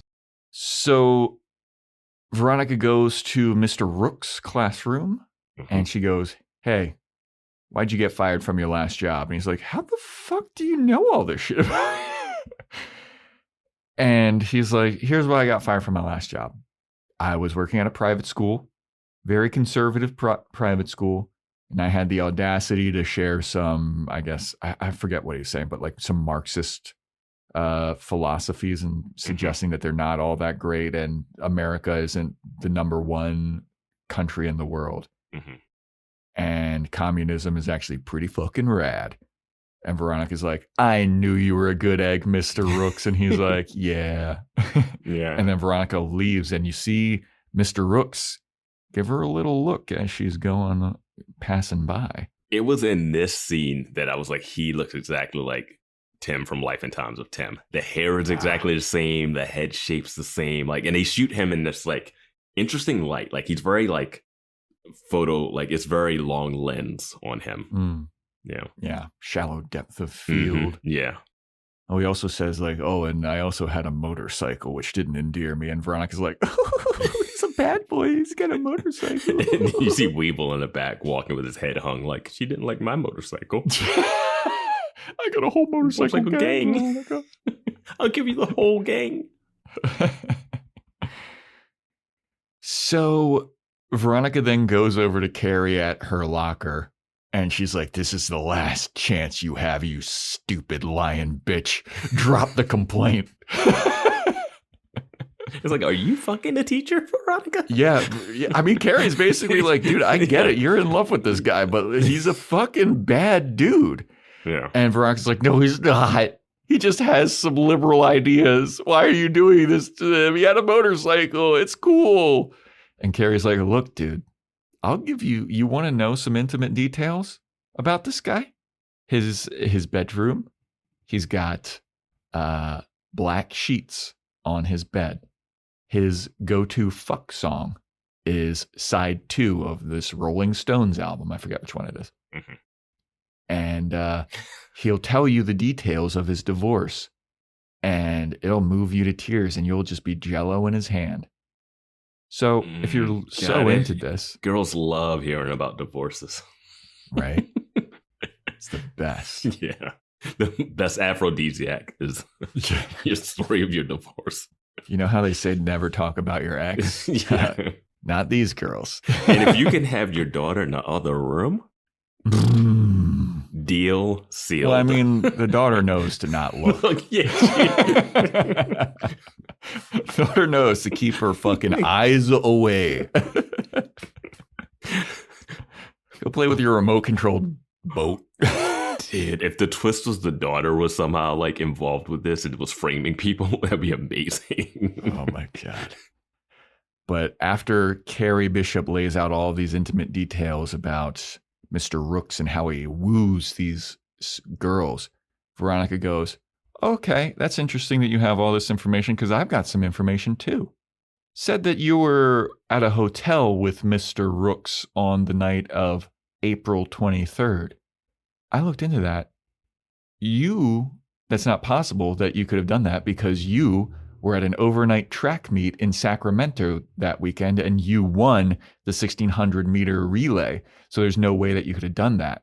And then Veronica, like mic drop, walks away from Carrie. Carrie does say, well, I don't know what you know, but he's guilty or something like that. Like she does give a little bit. Yeah. And that's what kind of makes me think that that picture that Veronica was looking at was that relay team. Yeah, that's a good point. Because when you're watching it in real time, I'm like, what is she looking at? Yeah. Yeah. So then we have Veronica going to the F plot. She's at the doctor's. Yeah. Man. And the doctor's doing like a checkup on her and she's like, all right. And then her voiceover is like, it's hard to snoop around doctors' offices and find their private files, but I have my ways. So her plan is to hide in the bathroom after hours. She, like, the doctor and the nurse leave, but the nurse kind of hears something happening in the bathroom. So she goes to like check that nobody's in there. Mm-hmm. She doesn't find anybody. And it's because Veronica is like hiding under the sink. Mm-hmm. And she's like, I am very petite. And sometimes it works in my favor. Yeah. Self-aware. Interesting that she was able to get a appointment at the doctor's office right before closing. Mm-hmm. Crazy that she came in with a case of the sniffles and he made her take her shirt off. Yeah. Yep. And then, and then she's just doing a bunch of HIPAA violations. Yep. So the doctor and the nurse, they leave, they lock up for the night. And Veronica just goes into this file cabinet and she's snooping around. I wrote, she's looking at Duncan's medical files. And then the next thing is, I was like, oh, she makes a copy of them so she can like further like that. Well, I'm happy that she makes a copy and doesn't just take them so they don't exist. She also, while she's looking at Duncan's files, as she's putting them back, she coincidentally, right next to Duncan, where his files are Abel Koontz's files. And she's like, oh, this is too juicy. I gotta look at these motherfuckers too. Mm-hmm. And I feel like she steals his files. Yeah, I mean, maybe it. Yeah, I guess so. Yeah, because she then gets caught by another nurse that's roaming the halls. No, it's the cleaning person comes in. Oh, because then she's like, oh, I'm getting caught. So she runs and hides in the doctor's office where she was just being seen by the doctor. And she's like, oh, I've been waiting here for a while. Is the doctor still here? Yeah. She is solving Lily Kane. She's working on solving Lily Kane's murder, a missing person, and a possibly wrongly convicted sexual assault case. Yeah. That is a lot of big mysteries in one episode. Yeah. Yeah, man. like I said, there's a lot of plots in this episode. You got to focus up, V. You got to focus up. Like you've gone episodes where you just didn't track down Lily stuff. Like, this is an episode where you put Lily on pause. Yeah. So we then go over to Mr. Rooks's, I'll just say trial at the school board thing. His hearing. Yeah. Veronica shows up there. She's got her camera. She's taking pictures. And school board asks Mr. Rooks why Carrie would make this complaint. And he's like, look, I gave her a C on a test. Their parents were mad at me. But she thinks that she deserves an A, but she just hasn't put in the work. Are her parents there? I guess they would be. I mean, I guess they would be, but you would think you get a shot of the parents. Yeah. So then Carrie gives a statement. And her statement is like, yeah, Mr. Rook seduced me. And I have proof. I have all these text messages from him talking about like, hey, come on over to study. Clothing's optional. Hey, something else. And then she's like, and then there's also another one of like, hey, I'll tutor you, SK. And the school board person's like, what's SK? And Carrie's like, he called me sweet knees. And these text messages are pretty damning. But Veronica's like, that don't mean shit. Before this, Carrie's like, how do we know that this is from Mr. Rooks? And Carrie goes, hit the callback button. They hit the callback button, and Adam Scott's phone starts ringing, and he grabs the phone, and he's like shaking, like, oh, fuck. I wish he would have done a bigger one where he's like bumbling it in the air, juggling it a little bit. Whoop, whoop, whoop, woo! Yeah, slips on a banana peel too. I mean, it was pretty like, this was tough acting. He didn't even need to do all this. Like, he just needed to hear the ring and him being like slump his head down or something. Or they could be like, hey, we know what our teacher's phone numbers are. True. So Veronica's like, I don't believe this still, and I'm going to bat for this guy even harder. So she goes over to the vice principal, and she's like, hey. I've promoted him to principal. Principal Clemens. I know we did. I know we did. I know we did last episode. Or 2 episodes ago, or whatever. But technically, I guess he is still the vice principal. You think, is this the principal that's in front that's running this? I don't know. I'm calling him Principal Clement. Maybe he went with a third party mediator for this. No, because the text messages that Veronica sends from his phone says vice principals do it best or whatever. Oh, yeah, you're right. So, but she does call him Mr. Clemens, so we do get a name. Yeah. But she asks him for his phone. She walks away, sends a bunch of text messages to the school board member, returns, gives Mr. Clemens. Why did he give her the phone? Nah, I don't know. He looks suspicious about like giving it to her too. Yeah, but then he gave it to, I'm like, why would you give Veronica your phone? The student that you check her locker every 5 days to try to get her. You don't like her dad. You don't trust her as a... Okay. So Veronica comes back, gives him his phone back, goes and whispers in Mr. Rooks' ear, like, so Mr. Rooks stands up and he's like, hey, school board member number 2, why don't you check your text messages? And it's like, hey, why don't you come and meet me after this school board meeting? Vice principals do it better or whatever. And then he's like, and would you mind hitting the callback number on that? And she does, and then Mr. Clemens's phone starts ringing, and he looks like, oh, I'm fucked. Oh, Veronica stole my phone just to do this. And then Mr. Rooks is like, see, it's pretty easy to fake text messages, isn't it? And he like looks back at Veronica and like winks at her, gives her a thumbs up and shit. And I was like, God damn, Veronica. Now, I've admitted on this show that I like lawyer shows and stuff like that, courtroom drama things. This fake text on the cell phone is a terrible defense. Yeah. And anybody could poke holes in this because this is insane. Mm-hmm. She, in order to fake text messages from Rooks' phone, she would have to have access to his phone. You have to prove that she got access to Rooks' phone that she sent these texts from. anybody can send text messages, but you can only do that when you have that person's phone. Did she have your phone, Mr. Rooks? Because getting Veronica borrowing a phone from a teacher and texting is different. And also, check the dates on the text. The dates on the text would come from multiple different times. You mean to tell me she had access to your phone at 10 p.m. on like 6 months ago? Well, they also like talk about the dates of the text messages, and they're not all on the same day. Yeah. It's like weeks apart. So that would mean that Carrie would have had to have access to his phone several different times throughout like a month, I guess. Yeah, this is just like not lazy, but it's just bad. This doesn't prove anything. You literally texted the lady in charge of this with a phone number and a phone that someone would have to take Rooks' phone to do this. Yeah. That's what you would have to prove. And like, that doesn't make any sense. None of this Vance proves that Rooks didn't send the text. Vance, let me tell you. I just hate that they react like, and there you got him. Yeah. People can send texts from phones. That's what you prove, Veronica. Well, I mean, Veronica, she has a shit-eating grin at the end of this scene. It just drove me crazy. Like, anybody could have been like, wait, what? That doesn't prove anything.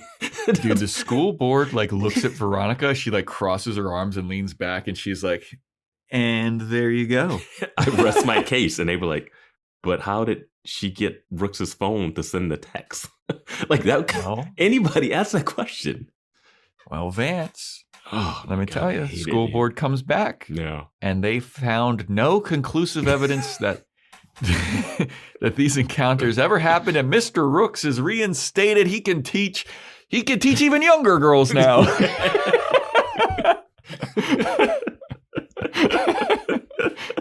He can teach PE, and he's now the head masseuse teacher at the. No boys in that class. Get that Han guy and get Wallace out of that classroom. All ladies, all the time. We're sending him back to the private school, the all-girls school. You know he what? Can touch all the women he wants. Just teach at a college. Just be not a crazy creaster. That they're like he's immediately like reinstated as like a like. I mean, I know they want this defense to be cool, but it's not. It doesn't prove anything. She texted the person from another person's phone. That didn't prove that Rooks didn't text. It was driving me crazy. Yeah. I was just disgusted at like how pleased with herself Veronica was. And I was just like, I know that this guy is guilty of something. I know it. And then like the next scene after this, Veronica goes to his house at night. And I was like, what are you doing? You have been a victim of sexual assault. It's also just like, you've never done this with this guy before, I'm guessing. What did she go there at night for? Like they're buddy. Why did she go there? Because she heard that he got some pizza. She's investigating the pizza delivery guy, and she's like, "Oh, Mr. Rooks got some pizza." I wonder if it's that hard pizza that Leo and I had. I don't know why she's there. I forget what she says. Congratulate him. Yeah, see me in class. See me in school tomorrow in brown pizza. If you're him, I don't want a young girl at my house at that. If I'm innocent and I'm him, I do not want a young girl. Even if I'm guilty, like I just got off these charges, bro. Like I'm trying to avoid any suspicion. Yes. Nothing's more suspicious than looking back and winking at the troublemaker girl in school. Right. That everyone already hates. And then her show. Like I'm surprised Keith isn't outside of this guy's house, like seeing Veronica do this. He's not tracking her phone now. Like he's a bad dad if he's not doing this, because Veronica's like, I'm invested. I'm on his side. She's making several trips to this guy's house. Keith, follow your daughter. Hey, she's got to make her own mistakes. I guess so. She's about to make one, because she shows up at his house at night and he's like, oh, hey, Veronica, nice to see you again. Come on in. I got some pizza. There was a 2-for-1 deal and it's way too much for me. You want some? And Veronica's like, I could have a slice. You bought 2 pizzas. It's you and you probably don't even have your daughter this weekend. He just knew that she was going to come over, man. He just knew. Does he have wine in his hand at the end? I don't know. Yeah. But Veronica comes in and she's like, yeah, I'm glad that you got off of this case. He's like, yeah, me too. And Veronica's like, hey, can I use your bathroom? I gotta take a shit. And he's like, yeah, it's just If there's one thing you say about Veronica, she's regular. Yep, she is pooping. So he's like, it's right down the hall. And as Veronica's walking down the hall, he puts on the Rolling Stones album. And Veronica's like looking at the pictures on his wall. It's like pictures of his daughter, I guess. And they're all like black and white and stuff. And she walks by his bedroom and no eye contact in any of the photos. She's just like looking off. It's all just the back of her head. He just hires that girl for like appearances. Yep. So as he like puts on the Rolling Stones album, Veronica's voiceover in her head, she goes, wait, is that Mick Jagger? She walks by his bedroom and she sees now these black silk sheets that they're so new, like they still have the folded creases in them. Like he just unwrapped them from Amazon or whatever. That's just the lovemaking he makes, you know? He doesn't even crease the sheets. Yep. So doesn't even wrinkle the sheets, yeah. She sees the sheets, the black sheets, and she's like, oh, fuck. This is exactly what Carrie said. This is his like MO for seducing girls. Oh, if I would have investigated, I've broken into houses before to see stuff. I've done a lot to actually prove people's innocence, but you know what? She did say that thing in the bathroom that one time that was true. Yeah. Earlier today, I violated so many HIPAA violations. But no, this guy, he doesn't deserve a proper investigation. But now she's like, oh, fuck. Oh, fuck. Oh, fuck. She turns around and she's like, you know what? I actually think I can hold this shit. I'm going to head out. And he's like, oh, really? Oh, okay, sure. I'll see you later at school tomorrow, I guess. Whew. Fucking relieved that this didn't get darker. I was worried that he was going to be like, wait. I got to tell you about my divorce. Just like the thing, like to really put the nail in the coffin of what Carrie's talking about. If she heard that, she wouldn't be able to turn away. It's like a vampire's charm. Yeah. It was like, I was expecting him to say something like, please, I'm pretty lonely since my ex-wife divorced me. I was expecting something, but he's just like, all right, cool. Yeah, I'll see you tomorrow at school. I was just sigh of relief that she got out of there just unscathed. Yep. He's like, but, I can get her. He's like, I could still get this one. Hook, line, and sinker. He's like, actually, this is probably for the best. I don't want to hook up with the unpopular girl in school. Right. She got a 14 on the purity test. I'll probably catch something from her. Yeah. So next day at school, Veronica is doing some research in the computer lab about Duncan's medicines that he's taking. And the medicine that he's taking is epilepsy medicine. And epilepsy that he has is some kind of severe form of it that can cause blackouts and losses in memory. And hallucinations and stuff, yeah. Yeah. And then Duncan, he's just like behind her and he's like, oh, hey there, Veronica, what you doing? I'm just Googling myself, says Veronica. We're like brother-sister lovers. I don't know. Yeah. And then he looks down and he sees that she has like a file labeled Duncan Kane. And he's like, huh, that's interesting. And then she covers it up really quick. And he's like, oh, okay. And then she changes the subject. I forget what she starts talking about. The way this scene starts, though, because it's the VO that transitions into this scene. And she's like, well, you just found out your hero is kind of a creep, but push that to the back of the recesses of your mind and start focusing on case number 2 out of 3. What's one thing to make you forget that your favorite teacher's probably a statutory rapist? I'll just research Duncan and his medicine. I was very concerned that was the end of the story for Rooks. I was like, she's just like, well, made a mistake. It happens. Yep. But she's talking to Duncan about something, and then Duncan walks away, and then she starts researching the last student who accused Mr. Rooks of, like, the person that filed the complaint against him. She somehow, I forget how she gets this information about the person that, I think Mr. Rooks tells her about it. No. Because this student won the extemporaneous speech award or some shit. Yeah, there was an extemporaneous speaking competition winner. Or one of the dates lined up with that, and then she had somebody like figure out who won that competition, and then the whole Sweet Knees ties into the whole Susan Knight SK, who was in the bathroom, who got name checked by Veronica in that scene. Yeah. So Veronica shows up to this girl Susan Knight's house because she figures out that she won this competition. And Veronica's like, oh, fuck. Is that a real competition? Because it seems jokey sounding. And it's not the right time for a jokey sounding bit for... Like, no, it just right needs there to be, with you. I thought that was like a made up like joke thing. Yeah. It needs to be like debate. She won the debate club thing or something, right? A debate competition. That's like, we just need something bland that doesn't distract from the seriousness of the situation. But extemporaneous speaking competition sounds like a hilarious bit in like a show. But no, it's a real thing. And Susan Knight won it, and Veronica shows up at her house, and Veronica realizes that Carrie's story was true. It just didn't happen to Carrie. It happened to this girl, Susan Knight. And Veronica asks her why she didn't come forward. She asked Susan Knight this. Mm-hmm. And she's like, I'm not brave enough to do it. And she lays out the whole thing about like, yeah, Mr. Rooks, he hooked up with me. And then after I said that I might be pregnant, he wanted nothing to do with me. He gave me $500 to quote unquote, take care of it.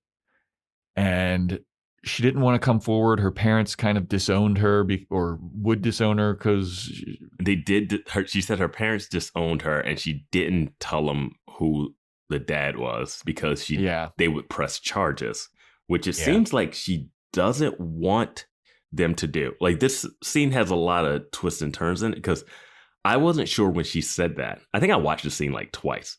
I wasn't sure when she said press charges if she didn't want to go through the hassle of what the case would be or the trial or like having to confront him, or if she didn't want Mr. Rooks to be charged with that.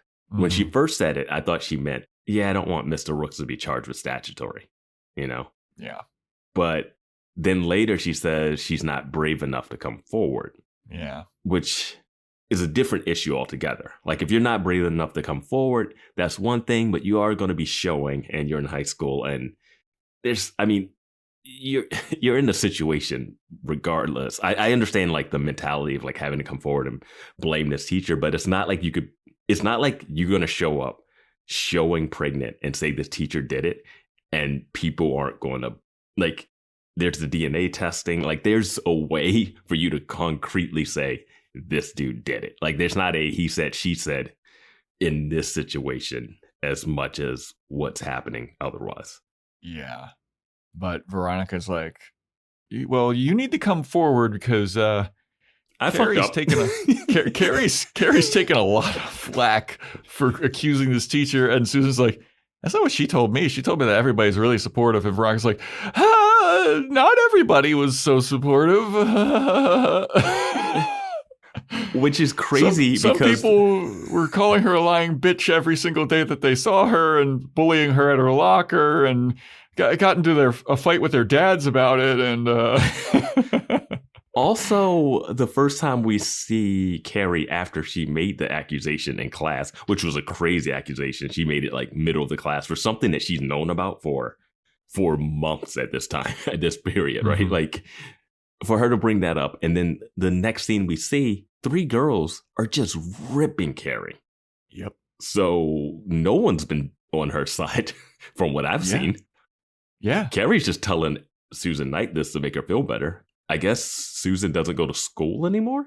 Yeah, I don't know. Did she transfer? Did she graduate? She went back to that. She went to that private school to bond with the other girls.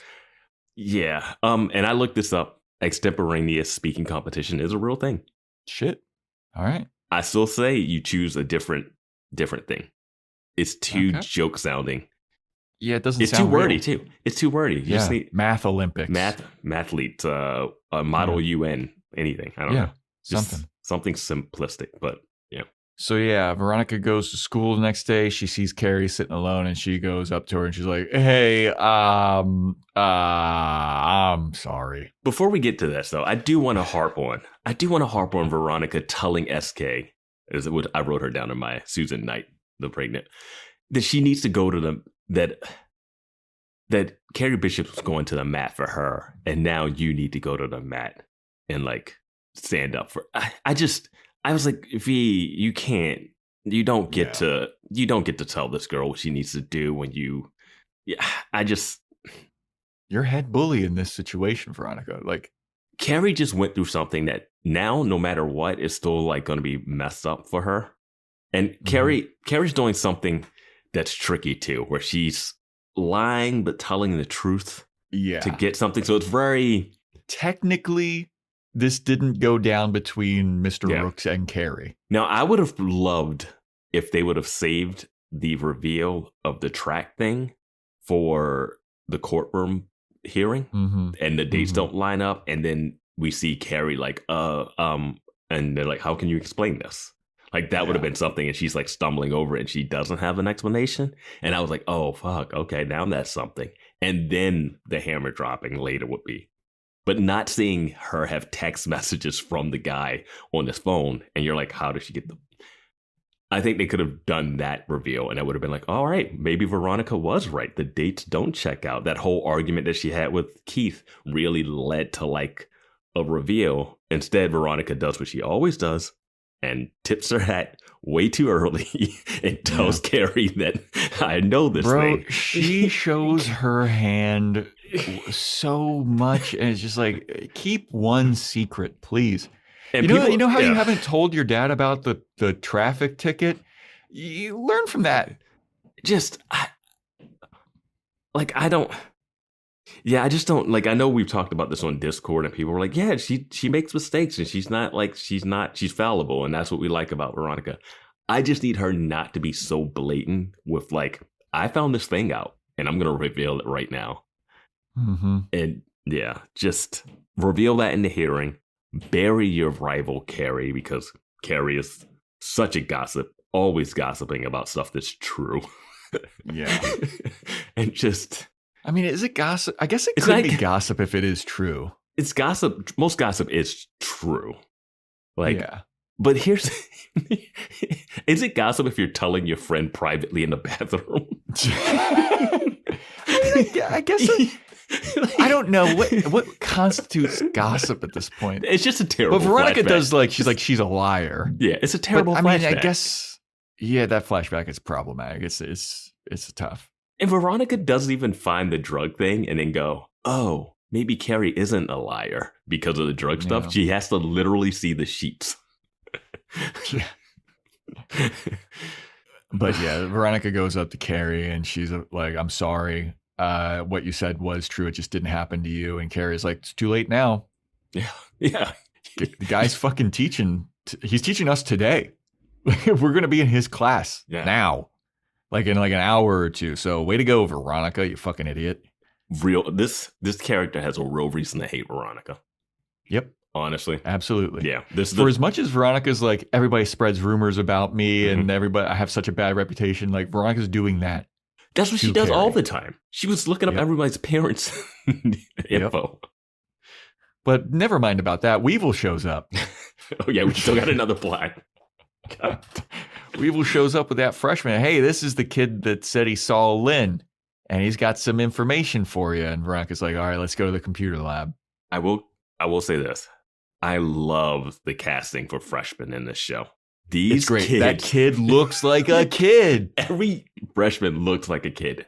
It's amazing. Yes. Great. So they go to the lab, the computer lab, and it's Logan, Veronica, Weevil, and this kid. And the kid's like, "Well, I have video. I was making a movie with my friends, and I have video evidence of Lynn." They're like, "Shut up, nerd. We don't care about your movie." Now, Weevil earlier says that this freshman's talked about how he has evidence that Lynn is alive.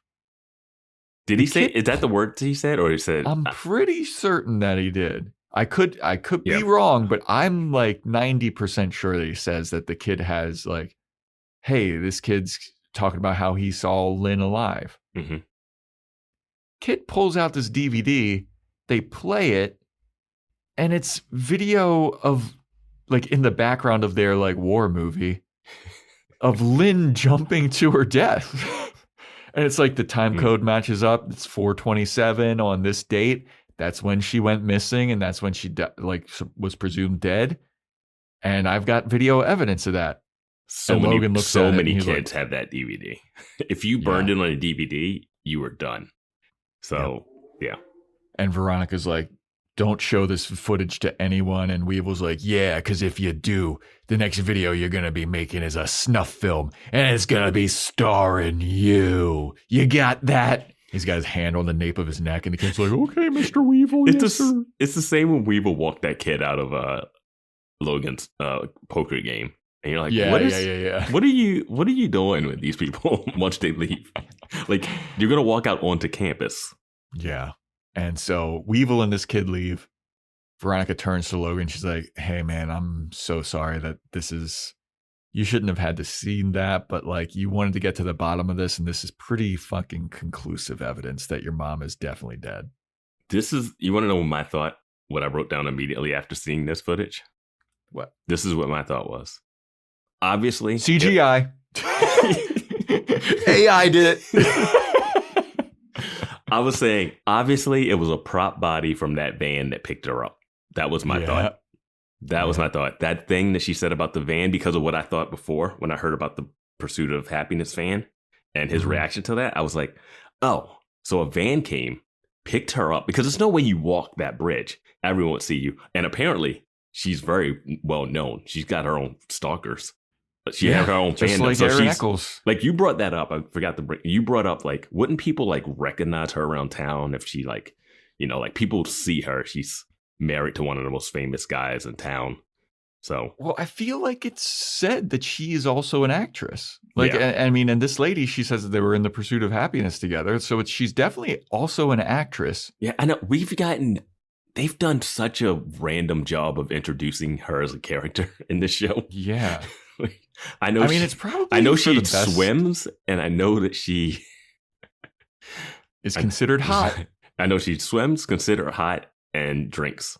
She also. I mean, it's probably good that she's like gone missing, because if she wasn't gone missing, like that lady with the scrapbook probably would have stabbed her at the next Christmas party. Because no, she loves her too much. She loves her in a way that she just wants to.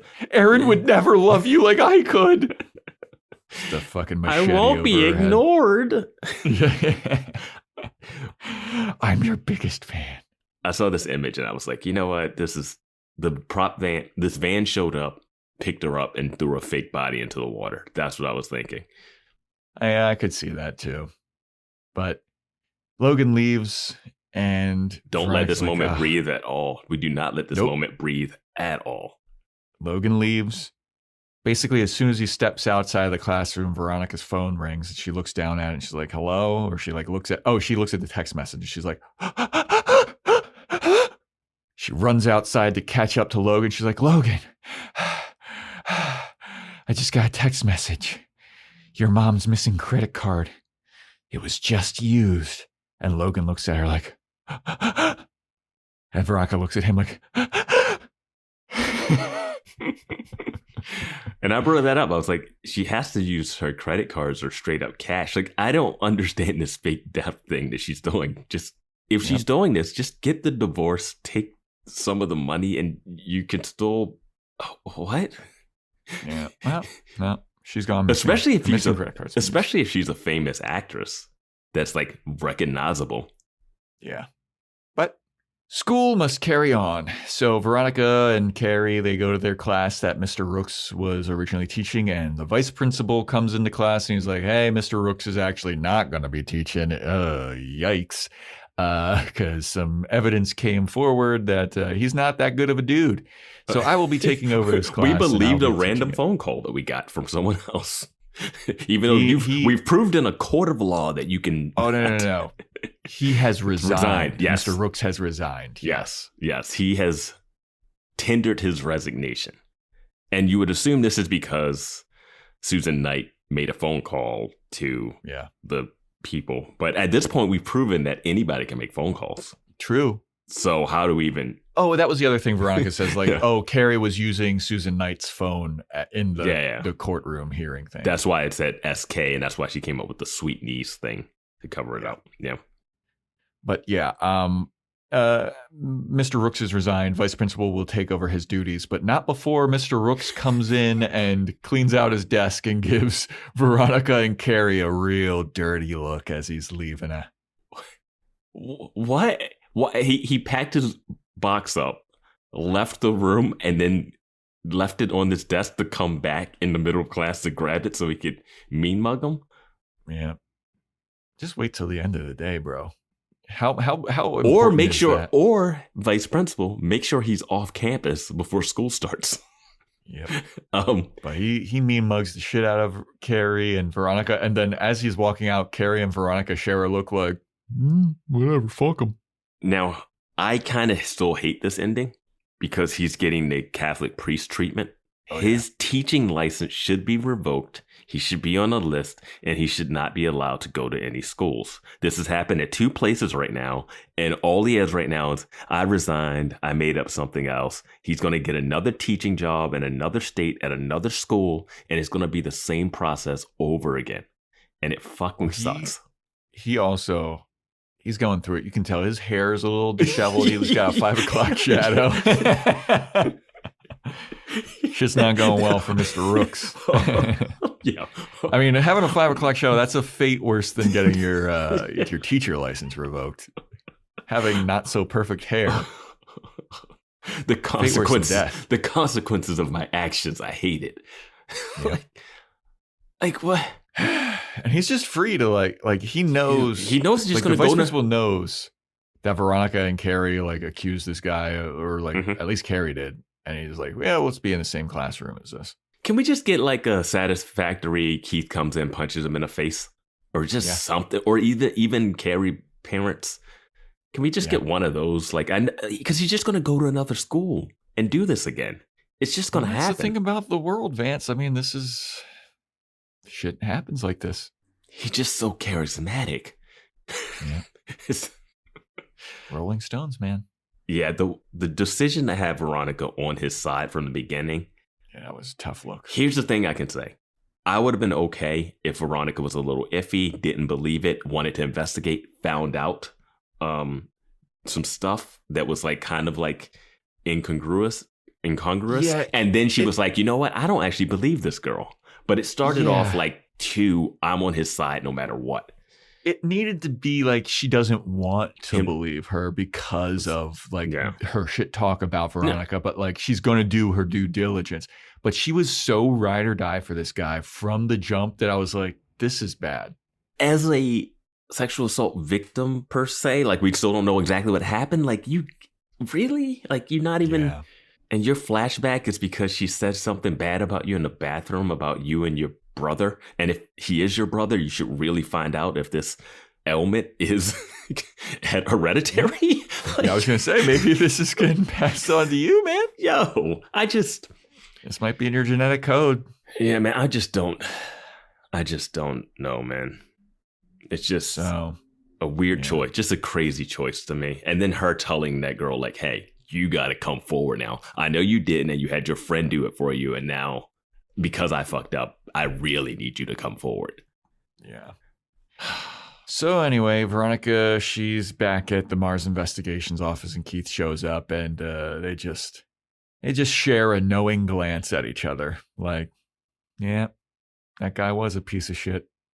And Veronica's like, yeah, he was. But technically you were wrong, Dad. But yeah, he is kind of a piece of shit. Keith says something like, if I was in trouble, if I was ever in trouble, I would want you on my side. And Veronica's like, you definitely have me on your side or whatever. Now you do, but first you didn't. A couple episodes ago you did. Also, like, it's also a callback because she's like, all of your messages are on your desk, because she was like, I'm not taking your calls anymore. And this is like a waving the white flag, like admitting defeat from Veronica. Does he just not get messages during school hours? Guess not. Like, just an answer machine, cell phone forwarding service. You're private. So then Yeah. we have to go to our alpha plot. Alpha plot. This is beyond the A plot. This is the this is the beyond S tier. This is the 26 S tier plot. Yeah. Yeah, this is beyond the 26 letters of the alphabet plot. We had to go to the Greek alphabet. Veronica goes to chat with Abel Koontz at the prison again, and he's like, "Well, hello there again, Miss Veronica Mars. What do I have the pleasure of having you here once again?" How does Veronica not have whiplash from what she's just been through? Like, No idea. the information that she has just found out about Logan's mom, her favorite teacher, and Duncan's medical history. This is a lot. She's got to make a stop off at the prison, Vance. She's got to do it. This is like take a nap, man. Well, Abel Koontz is like, "I'm not answering any more of your questions, Veronica." Why did he accept her to show up again? Exactly. Exactly. I was like, how did it? She had to like Photoshop some stuff to pretend to get in. Why is he accepting her a second time? So she's on the phone and she's like, "Well, that's fine, because I'm not here to ask questions. I'm here to tell you shit that I know. I got a hold of your medical records." And she has them with her. Absolutely. This might be the thing I hated almost most in this episode, besides the main plot of Brooks and her. The fact that she's like, "I got your medical records," and then just slowly shows the folder with his name, Mm-hmm. and then like ducks it down again. You don't need to do that. Yep. Who was just say? She has to be around like a bunch of cops. Like, I violated HIPAA. I have your medical records, and she shows it to him. Just say it. Oh, Veronica, she's you like- scare me so much. She's like, "I got your medical records, and I know that you're dying. And I know that you didn't kill Lily. You're just some patsy for somebody." And she does like a mic drop with the phone. She's like, "I'm out." She throws, Abel Koontz the looks- files at the glass. Abel Koontz, too, I mean, he looks shook as fuck, though, too. He's like, "Oh, no, she found out our secret."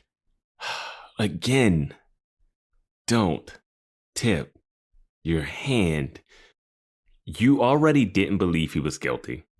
Then he told you that So the last time she talked to him, this is something we have to lock in on. Last time she talked to him, he said, "Oh, you want to know how I murdered your friend?" So he like doubles down on that he did murder Lily, and then reveals that she might not be Keith Mars' daughter, right?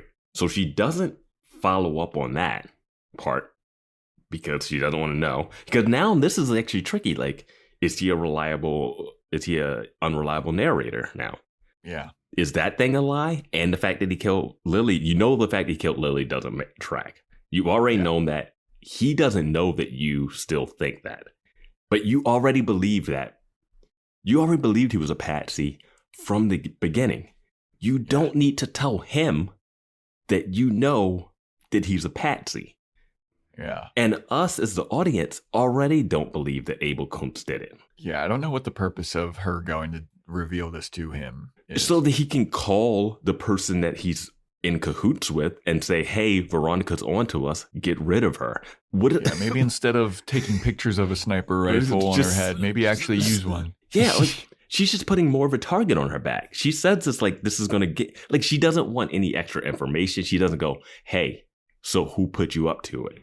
Hey, is the thing you said about Keith not being my dad, is that true now too?" Like, you're going to give me some answers now. You have to have more of a purpose than to tell the guy in jail that you know that he's not in jail for the reason. Like, you got to get something for you out of this. Yeah, there's no reason for her to do this.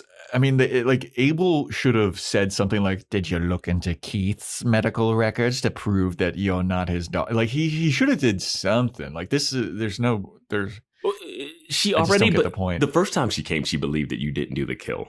So she's coming again to say, I know you didn't do the kill. And this time he's like, oh no, you knew I was dying. It's like, so? Who cares? Yeah. It's one of those like cliffhangers that's thrown in for the audience. So we're like, oh man. But I'm like, we already know this information. Yeah. Like him dying does not add to me a new layer wrinkle to this thing. Yeah. Yeah. That's where the episode ends. Mars versus Mars. Got anything else to say about it? Well, you want to predict Lily's killer? I think it's Olivia. Olivia did it.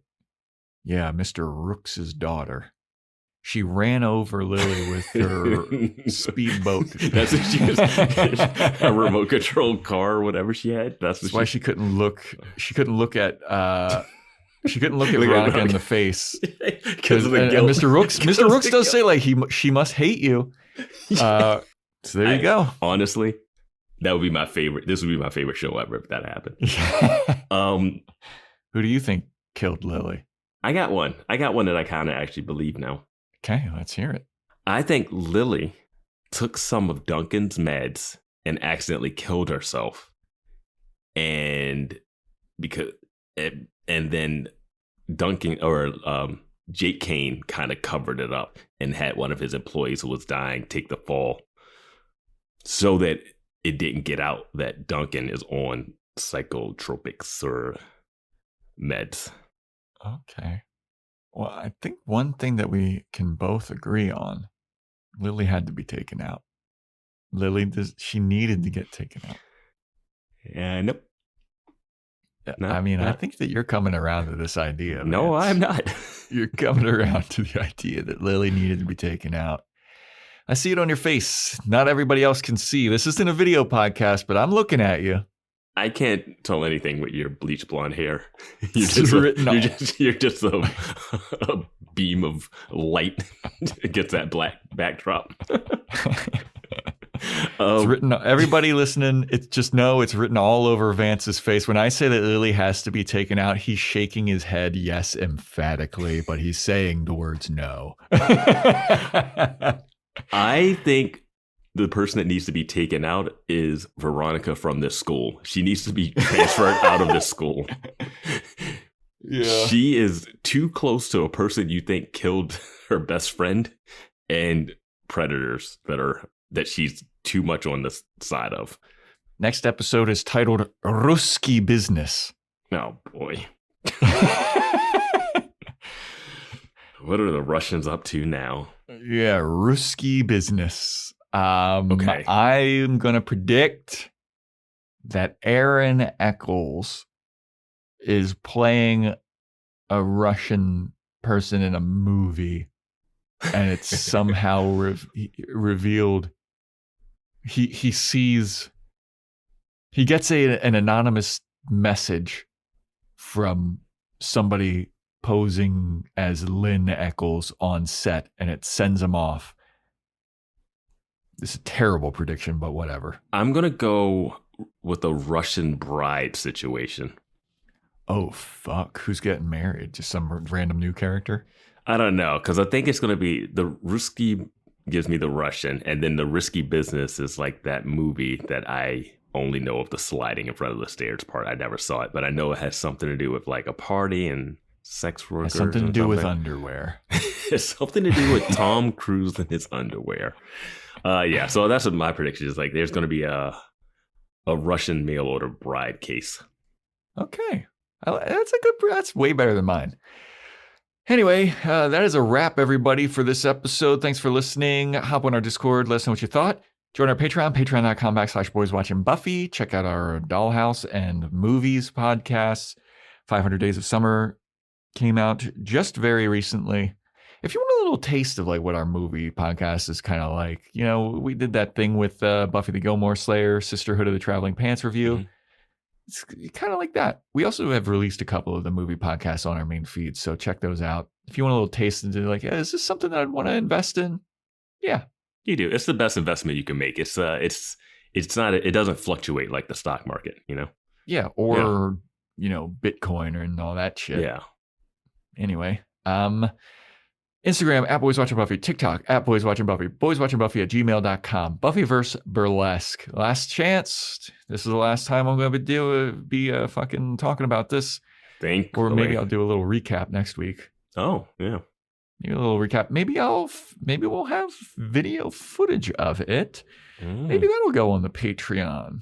Who knows? But that is a wrap, everybody. If you want to shout out, you know what to do. And stay tuned next time for when we talk about Ruski business.